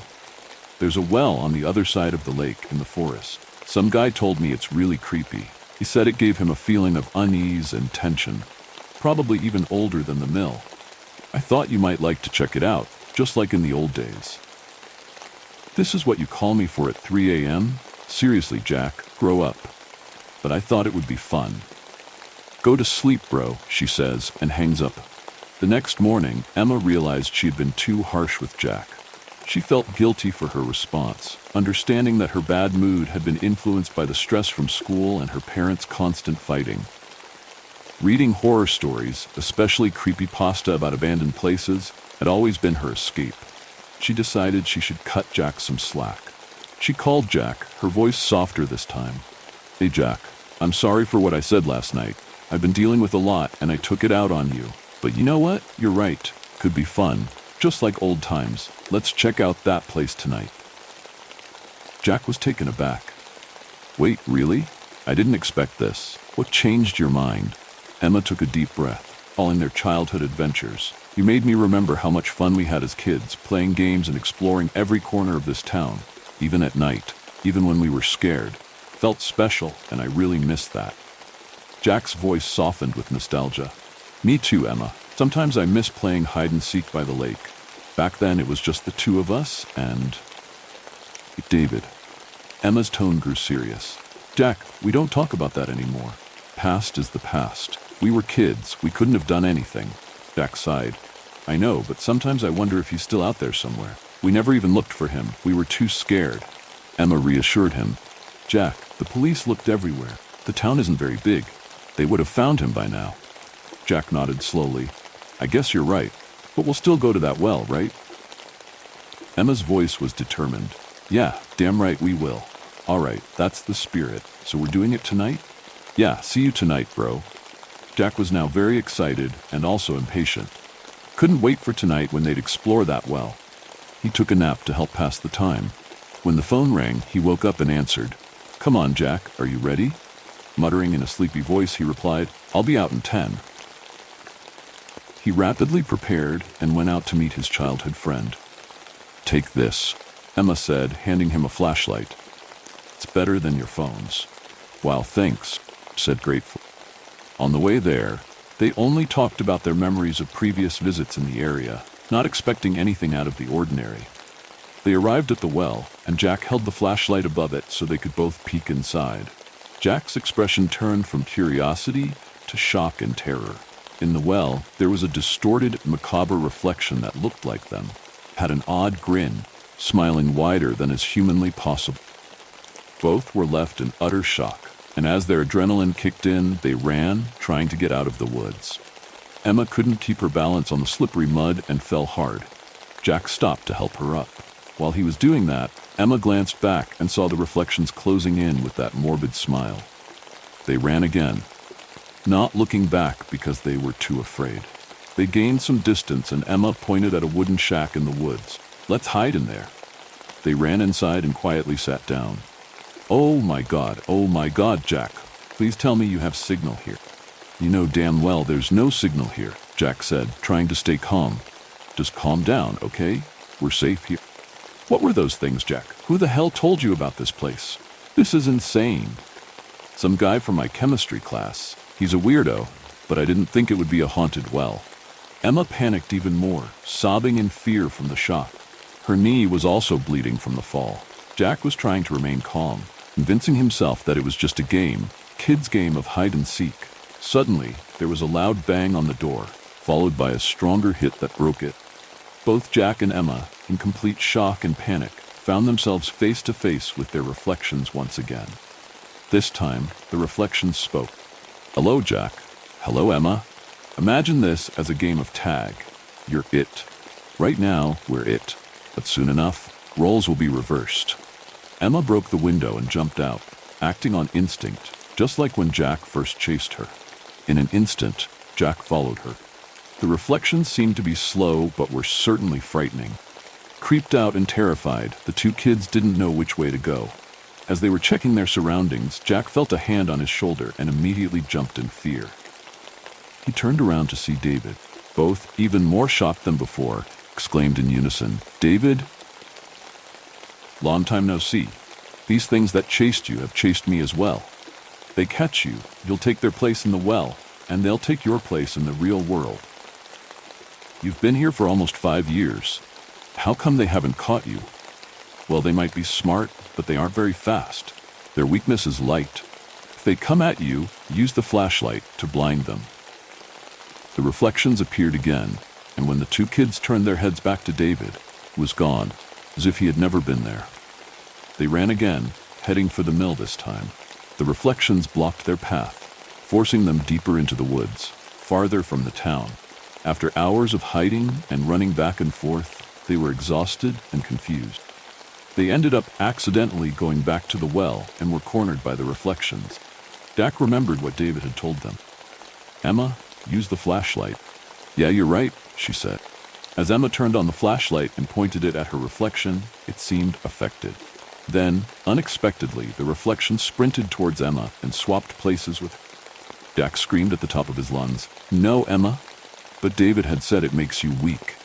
David once again appears. "I lied, Jack. Don't you get it? I'm not your David. I'm also a reflection." No, this can't be," Jack said, his voice breaking as he tried to comprehend the situation. Despite being powerless and exhausted, he made one last desperate run for escape. But his reflection was swift and caught up with him, taking his place as well. And so, this is the tragic ending of what began as a simple game for two kids who had a rough childhood and just wanted to relive the excitement of their youth. What had once been a hobby, abandoned as they grew older, returned for one final fateful game of tag, You're It, one with the ultimate stakes, alive. In the cold, dark reality of the well, the echoes of Jack and Emma remained, their grinning reflections now inhabiting the world they once knew. The real Jack and Emma, trapped in the well, were left to confront the terrifying truth of their last game. That one was intense, but the next story is sure to keep you on edge. Miraculous Singing Gimbly. I am writing this as a warning.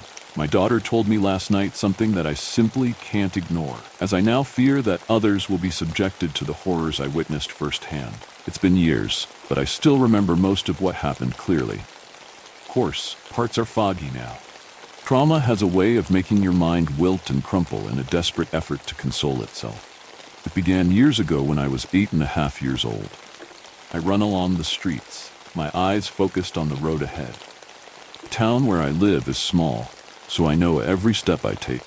My eyes eagerly dart here and there, consuming with a ravenous hunger the luxurious items lining the shop windows. For me, these items are precious, and only to be seen. though their ownership is a daily occurrence for others. I glue my face up against one window in particular, staring in at what looks to be a beautiful, gigantic, inflated beach ball. Along with several other beach-related products, it outfits this particular window with a great showcase, complete with a hand-printed sign in black ink that reads, "Go back to the beach. Prepared this time. Sail now." But I am not worried about being prepared for the beach, as I have never been there before. Eventually, with a sigh, I step away, shaking from my mind any wish I had to own something from one of these shop displays. I don't really care which product, gadget, or gizmo, but I wish I could own something for once. For a few moments more, I linger in front of the shop, unsure of where to go now. Off school for the day, I would prefer to stay away from my home as long as possible. With a drunkard of a father and an almost constantly absent mother, these streets seem much more inviting than the drab, dimly lit hut my family calls home. I feel a light tap on my shoulder and spin around to see a tall man standing next to me. He is also looking into the window, his eyes resting upon the display I stand in front of. His long, hollow, gray face almost seems wistful. "Want one of those, huh?" "Yes, sir, I really would," I respond, stuffing my hands in my pocket. Of course, I don't really have time, though. I don't want to tell him the reason I can't just walk up, right into the store, and purchase one with my allowance, namely that I have no allowance. The man nods his head slowly, his eyes still locked on the display in front of us. He seems as if he is lost in thought. A second later, however, he crouches down to my level. In his eyes, there's a flicker of kindness that contrasts with his face. He stares at me for a second, almost as if taking in my features. "Tell you what," says, his voice gentler than it was a second before. "I have a wonderful, beautiful ball in my car. It's not nearly as nice as this beach ball, but I'm sure it'll do to play with. Want to go get it?" I hesitate. My parents always warn me about strangers, but this man puts me at ease. Besides, the allure of this treasure and the ability to avoid my family for a few hours more is almost irresistible. "I'm only parked down a side street a few blocks down," he adds, noticing my reluctance and torn demeanor. "It's just a few minutes away." He stands up and begins walking down the street. For a split second, I hesitate again but follow him. As we walk, my eagerness and excitement grow. I can't wait to see my new toy, play with it, and take it home with me. We turn into the side street, and suddenly, out of the shadows, springs several more men. "Help, help!" I shout, but they quickly stuff a cloth into my mouth and throw a rough potato sack over my head, muffling my voice. They roughly grab my hands, strapping my wrists together. They toss me into a vehicle, and the engine roars to life. As the long ride begins, I cry, sob, and squirm, but I can't break free. Several hours pass, and as the trip continues, I eventually fall asleep from exhaustion. When I wake, I find my hands are free. Tear at the sack and pull it from my face. As I look around, my eyes quickly adjust to the darkness. In front of my face, a row of bars, with rust eroding their surface, is locked firmly into place. I desperately look around, but the bars are on all sides of me. Above and below me, they are shoddily sautéed to a metal roof and floor to form a small crate that's barely large enough for me to sit up. The reality of the situation hits me like a tidal wave, and panic sets in. The air is damp, cold, and smells of metal. I am no longer in the vehicle. From the even darker walls in the distance, it looks as if I'm in some sort of warehouse. Through the cracks between the bars, I catch glimpses of flickering light. Men walk past, talking in a foreign language and holding lanterns. My thoughts race wildly, blurred and desperate. Who are these men? Where am I? Where are my parents? Even my parents sound like a welcome surprise now. Hours blur as my terror gnaws at my sanity, and I begin to flinch at every noise. Occasionally I scream, but they ignore me and continue to pass my cage. I notice something else. Occasionally, two men lug another, similar cage past mine. They carry it, one on each side, and inside the cage is another little boy, just like me. On each cage, there's a plaque with what I assume is the name of the boy inside, scribbled in rough marker. I fall asleep, and when I wake up, my cage is in a different spot. This time, it is closer to the center of the warehouse. More cages, all containing other little boys like myself, surround me on either side. In front of us is where the real horror takes place. Two men approach one of the cages, hoisting it up and carrying it to the center of the warehouse, where a raised platform is. On the plaque of the cage, the name Jimbly is written. I notice as the men pass me. I can see more clearly now, the tears from my eyes dry and now a crust on my face. On the platform, there's a bizarre contraption set up. A large metal frame with wires fixing it in position. The frame is somewhat spindly, with each metal piece extending to where it is fastened in order to raise the frame and suspend it, held in the air. On the platform itself sit scalpels, vials of strange colorful liquids, and long, thin metal bars that look something like rulers. Grabbing the boy and pulling him out of his cage as he screams, the men hoist him up in the metal contraption. They fix his arms and legs, wrapping some of the metal cuffs around his limbs, and pulling on the wires until he is unable to move. With horror, I notice that each man looks exactly the same. Each one has the same gaunt, hollow, gray face that my captor had. Each one wears the same gray and brown outfit, and each man is tall and almost unnaturally thin. One man, maybe ever so slightly taller and thinner than the others, steps forward. He gestures to the boy, now suspended in the middle of the air like some comical spider being prepared for pinning to a board of some fascinated scientist, and ruffles through some papers on a clipboard. Then he begins to speak. This is the last time you will ever hear. So listen up, Jimbly. The process will take a while. You'll be able to feel everything, and your body isn't going to shut down to let your mind escape from the pain. It's part of the process. For your own sake, I'd suggest holding as still as possible. And just like that, they begin. One man administers some sort of injection into the boy's arm, a disgusting orange liquid that spreads throughout his body, making his skin paler and almost grayish. They shave his head with meticulous precision, as one man gently slides a scalpel over him to remove even the last of the hairs. The men even shave his eyebrows until not a hair remains on the boy's body. Noticing his nose is still intact, one of the men gestures toward it, and another man takes a razor blade, slicing it off in a clean motion before sewing up the hole where it used to be. As they work, his body begins to contort in some strange way, no doubt from the shot that now begins to take effect. From inside my cage, I begin to sob, feeling my body heave uncontrollably as I finally register what will happen to me, eventually. But the little boy's screams, once so vivid and loud, begin to fade. Watching, my mind suddenly comprehends a silence. Only for a second, the boy looks forward, still positioned in the air, his expression blank, and then he begins to sing. Deep, dark song at first, but soon the pitch and intensity increase as he continues. His voice is tranquil for the most part, only breached so often by a pause, during which I see his eyes flash with terror before he resumes singing again. But the men aren't done. As he continues to sing, one takes a saw and with immaculate movements makes some incisions around the boy's neck and face. He remains conscious and singing, but no longer does he scream in pain or agony. I have no doubt he still feels it, but he doesn't react. Blood drips from the incisions until with one smooth movement, a man takes a saw, cutting off his limbs. With some fire torch, they burn the limbs, cauterizing the bleeding stumps on his body.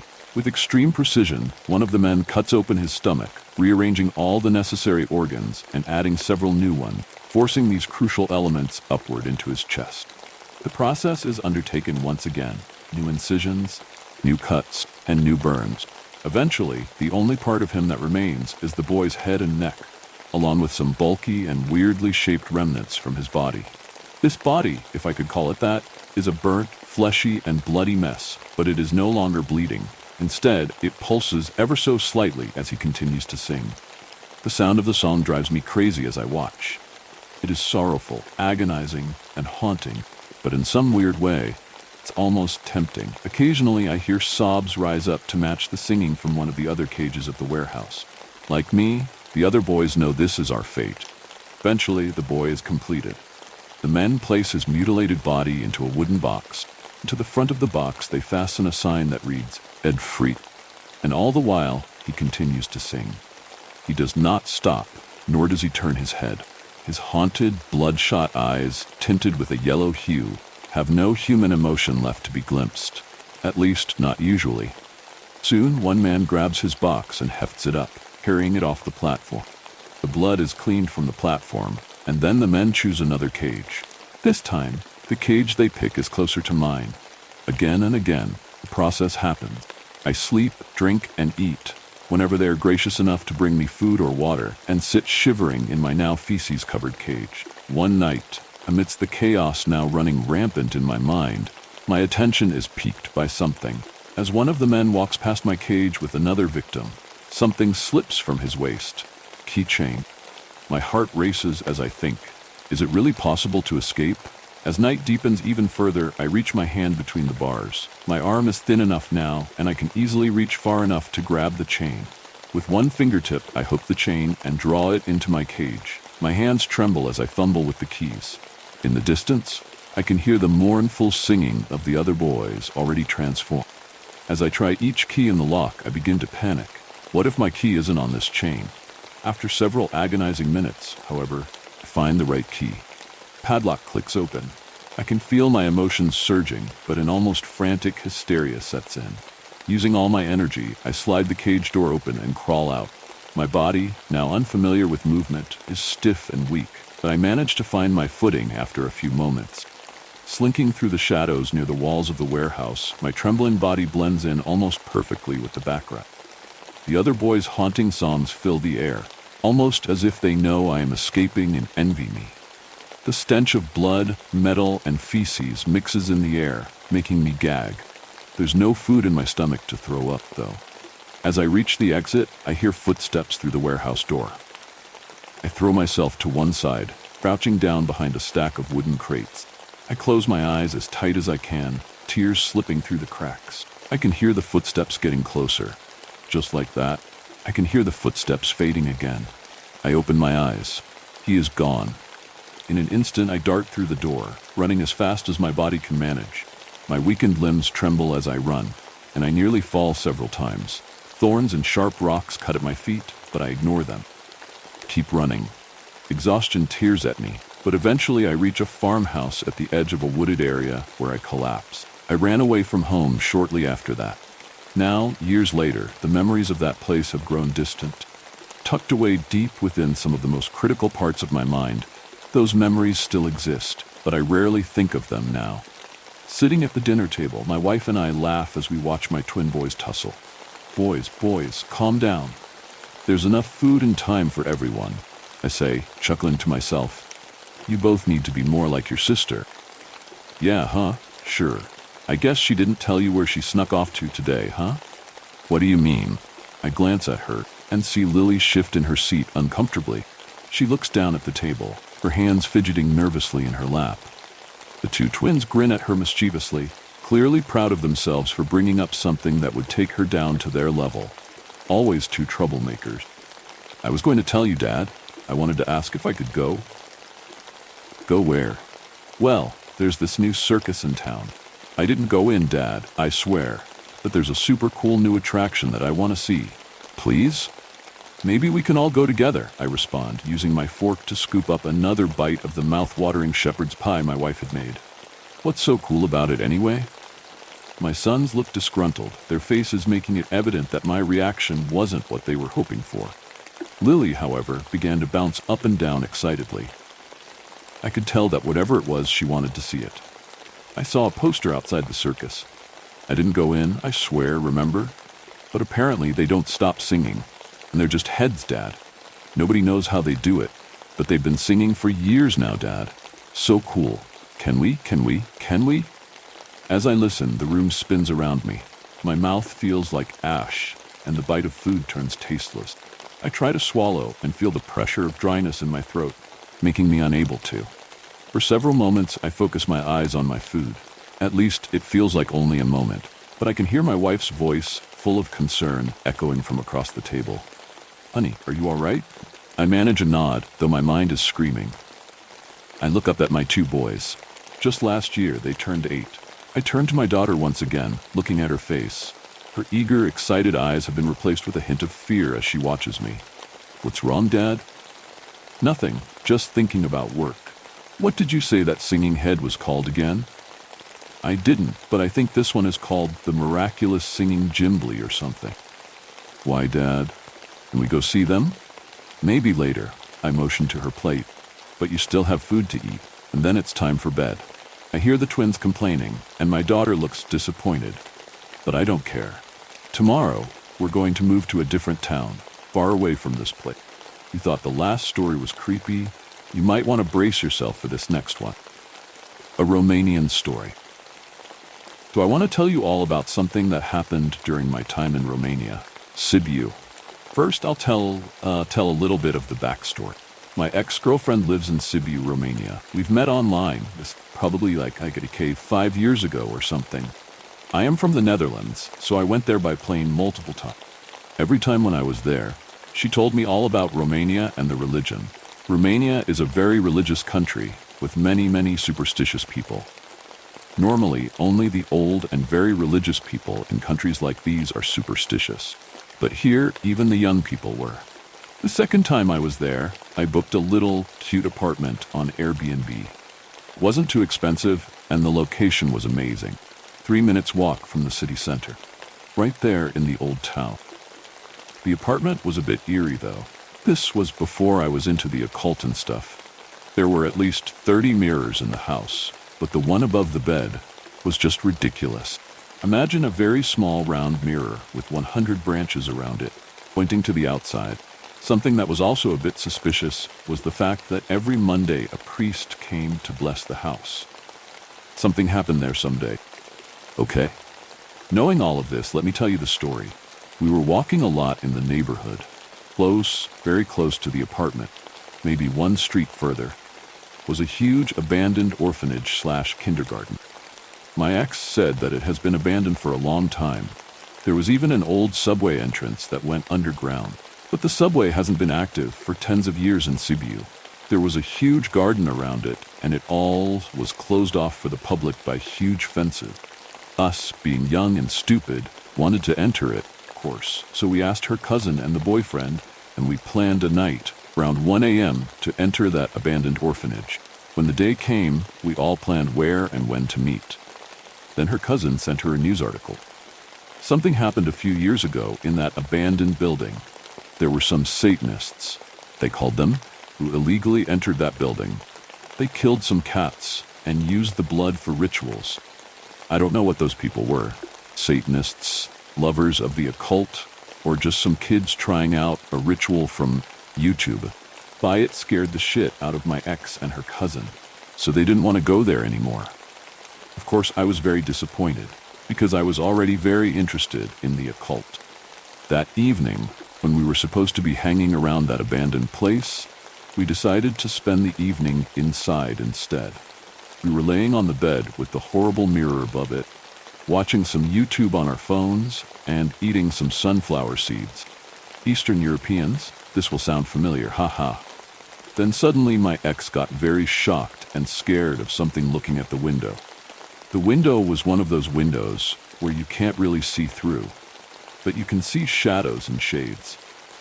I looked at the window too, but didn't see anything. Just a shadow in the shape of a head, which I thought was weird because we were multiple floors high and there was nothing in the backyard or close to our window that could have caused that shadow. Suddenly, I felt very, very cold, and we both smelled something horrible stinking in the bedroom. Then the shadow of the head started to move. It moved very slowly until it was out of the window. But just before it disappeared fully, we saw 2 horns appearing and then disappearing with the rest of the shadow. We couldn't move, and I'm telling you, I've never felt stranger. We looked at each other and immediately got dressed and went outside to a mall that was open. We closed those curtains and never opened them again in the time we were there.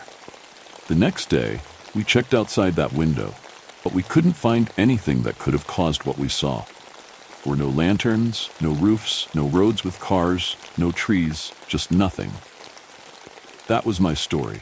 I would very gladly hear what you all think of it and what you all think it could mean. That one was intense, but the next story is sure to keep you on edge. Emery Smith. I will never forget that name and the nightmare it brought me. When I finally turned 18, my parents bought me a tiny home near the college I would be attending.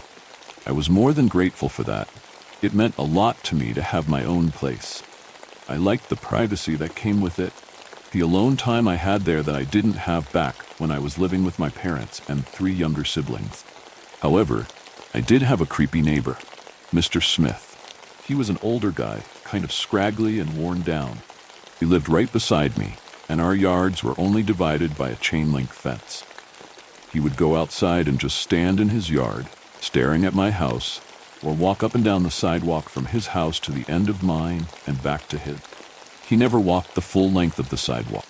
He stood weirdly too, tall and skinny with a hunched back, and he always kept both hands in his pocket. About 6 months into my stay and settling into my place, I noticed Mr. Smith had stopped walking the sidewalk, and I hadn't seen him outside in a few days. I shrugged it off and was actually kind of glad that I didn't have to deal with his weird behavior. I was sure it would pick back up though. 2 more months went by and still I had seen nothing of Mr. Smith. Now, he may be a weird man, but he was elderly, so I thought maybe he had a heart attack or a stroke. I didn't know if he lived alone or not, so I called the police for a wellness check. The police checked his house out. They said he wasn't there, and there were no signs of foul play. They said he probably just moved and didn't say anything to anyone. I thought it was weird, but I didn't think much of it. I was glad that the creepy old man was gone. A few weeks later, I was putting groceries away. When I finished, I went to take a shower. While I was showering, I heard some kind of commotion coming from the kitchen, so I made it quick and headed out there. I looked around and noticed my whole loaf of bread was gone. It had completely vanished. Weird stuff like this would happen all the time. My toothbrush went missing, toothpaste went missing, a hairbrush, my sweater, my lighters, my blankets, a pillow, more food, and even my damn toaster. Come on. It was almost comical until it wasn't. I began to hear heavy breathing, seemingly coming from my walls. Whispers at night, or slight chuckles. I could have sworn sometimes a very bright light would flash in my room and then suddenly stop.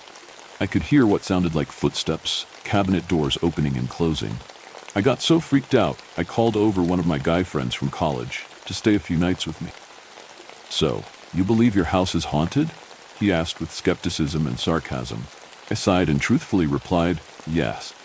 You'll see after a little while." He stayed for 3 nights, but nothing ever happened. He joked at me and left. As soon as he left, though, the strange occurrences began. Night after night, I would hear rummaging, walking, whispering, and laughing. The flashes of light continued until I finally got tired of it. I decided to investigate myself. I stayed up late and waited for the noises to happen. This time I followed the whispers and footsteps. I went down the hall, through the kitchen, and into the guest bathroom.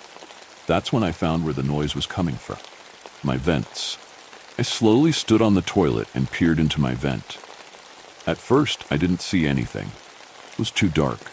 I was about to look away when I noticed something. Eyes opened up. Bright blue eyes. I screamed and backed away immediately. I ran out of my house and called the police. When the police arrived, 2 officers came to talk to me, while 2 more went inside to investigate. As the officers were talking to me, I watched as the other officers came charging out of my house with Mr. Smith in handcuffs. I passed out after that. I woke up in the hospital. I was fine, just passed out from the blood rush and shock. The horror and disgust overwhelmed me. Had he been watching me this whole time? A little while later, the same 2 officers I had spoken to before came into my room.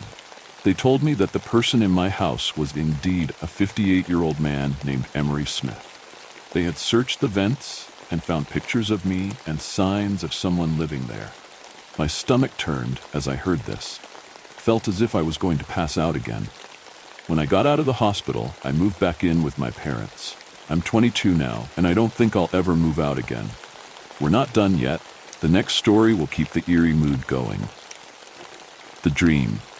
When I was little, probably 5 or 6, I would have these nightmares of being in the woods late at night, and even though the full moon shone brightly above you, could barely see your own hands. I would hear people calling my name, people I knew like my dad, mom, sister, brother, aunts, and uncles. But at the same time, something was off. They sounded like M family, but I told my mother about these as dreams, and she would shrug it off. We lived in the city, and I had never been near any woods because most of my family lived in the city. Years passed, and the dreams subsided, and I eventually forgot about them completely. And when I was 19, I took a trip with my childhood best friends, Alex and Massey and Lexa. This was a girls' trip. Alex could not leave Scott, so the 100-pound husky that was afraid of his own shadow came too. When we arrived at the cabin in the woods, we unpacked and chose our bunks. First 3 nights of our 7-day vacation was great. We hiked the mountains, zip-lined through the mountains, and went swimming in a creek near our cabin. Locals were welcoming, but strange and never talked much. On the 4th night was when we made our biggest mistake. Scott had to pee at like 10 p.m., and we were all sitting around in the living room, telling ghost stories and whatnot. I may want to add that we took this trip in the fall, and it's that time where the leaves are orange and yellow and all pretty and stuff. So Alex takes Scott outside, and the pops her head back inside. "Why don't we go for a moonlight hike?" she asked, and we agreed and put on our sweatshirt and shoes. Scott led the way as we walked down a path we had been down when we first arrived. It was a 10 to 15-minute loop that led you to a creek, then back to the cabin, but it also split off deeper into the woods. Well, when we were in deep conversation, a bird of some kind flew out of the bushes, and Scott bolted and pulled Alex, forcing her to let go of his leash. We all ran after this dog, our cheap flashlights in head yelling for this dog. Thankfully, Alex has a tracker in this mutt, so we followed that, and obviously he has chose the longer train we had not been on, but he also strayed into the woods. Lexa suggested that we just turned back and look first Scott in the morning because he was an almost solid black husky with only a little white. Mashi agreed with this and headed back while I stayed with Alex to search for just 10 more minutes as he has stopped. So we go on and look for him. I hated horror movies as a kid, and looking back, I would have watched some, because this would have been a great plot line. So Alex, being so very smart, forgets to charge her flashlight, and so it goes dead, leaving us with just one. And it had been over 10 minutes. But I just could not tell her we needed to turn back. This dog was her life. We had to. Just as I was about to tell her we needed to get back, she said something, and then runs off. I chase her, but lose sight of her, and to make things worse, she took my flashlight. I go in the direction she was going in, and it leads down a steep hill. I began walking down, but trip and hit my head on a rock. I closed my eyes for a second and sat up. My vision was blurry, but I got up anyways. Everything was dark around me, and my head was ringing, and I swear I could hear something calling me. Then I remembered my dream. I thought I was going crazy, but this was exactly what I dreamed about. I called for my friend, but I got no response from them. Something was heading towards me. I keeled, calling their name, no response, and everything in my body told me to run, but I was frozen to the ground. Finally, I made myself run, and only stopped after I reached a cave and was dying for breath. But my heart stopped when the bushes began to move. Then Scott burst out of the bushes, covered in some sticky, slimy stuff. I grabbed the dog's leash tight and tied it to a tree outside of the cave. It was a rock overhangs, but it felt like a cave to me. And thought about how Alex must have went back to the cabin. I took Scott's leash and led him in a straight line till I hit a road and flagged down a car. And after that, it was a blur.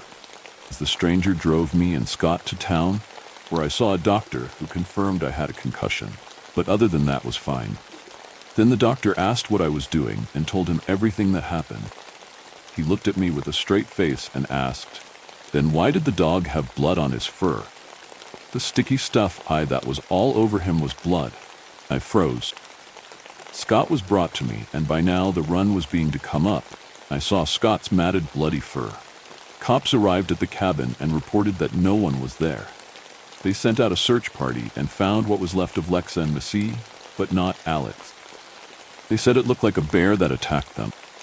But from the few foggy memories I have, I can tell you I felt something there that night, and it was no bear. I have no clue what happened that night, and do not even remember much of what happened. All I know is somehow a dream I had as a child may have saved my life.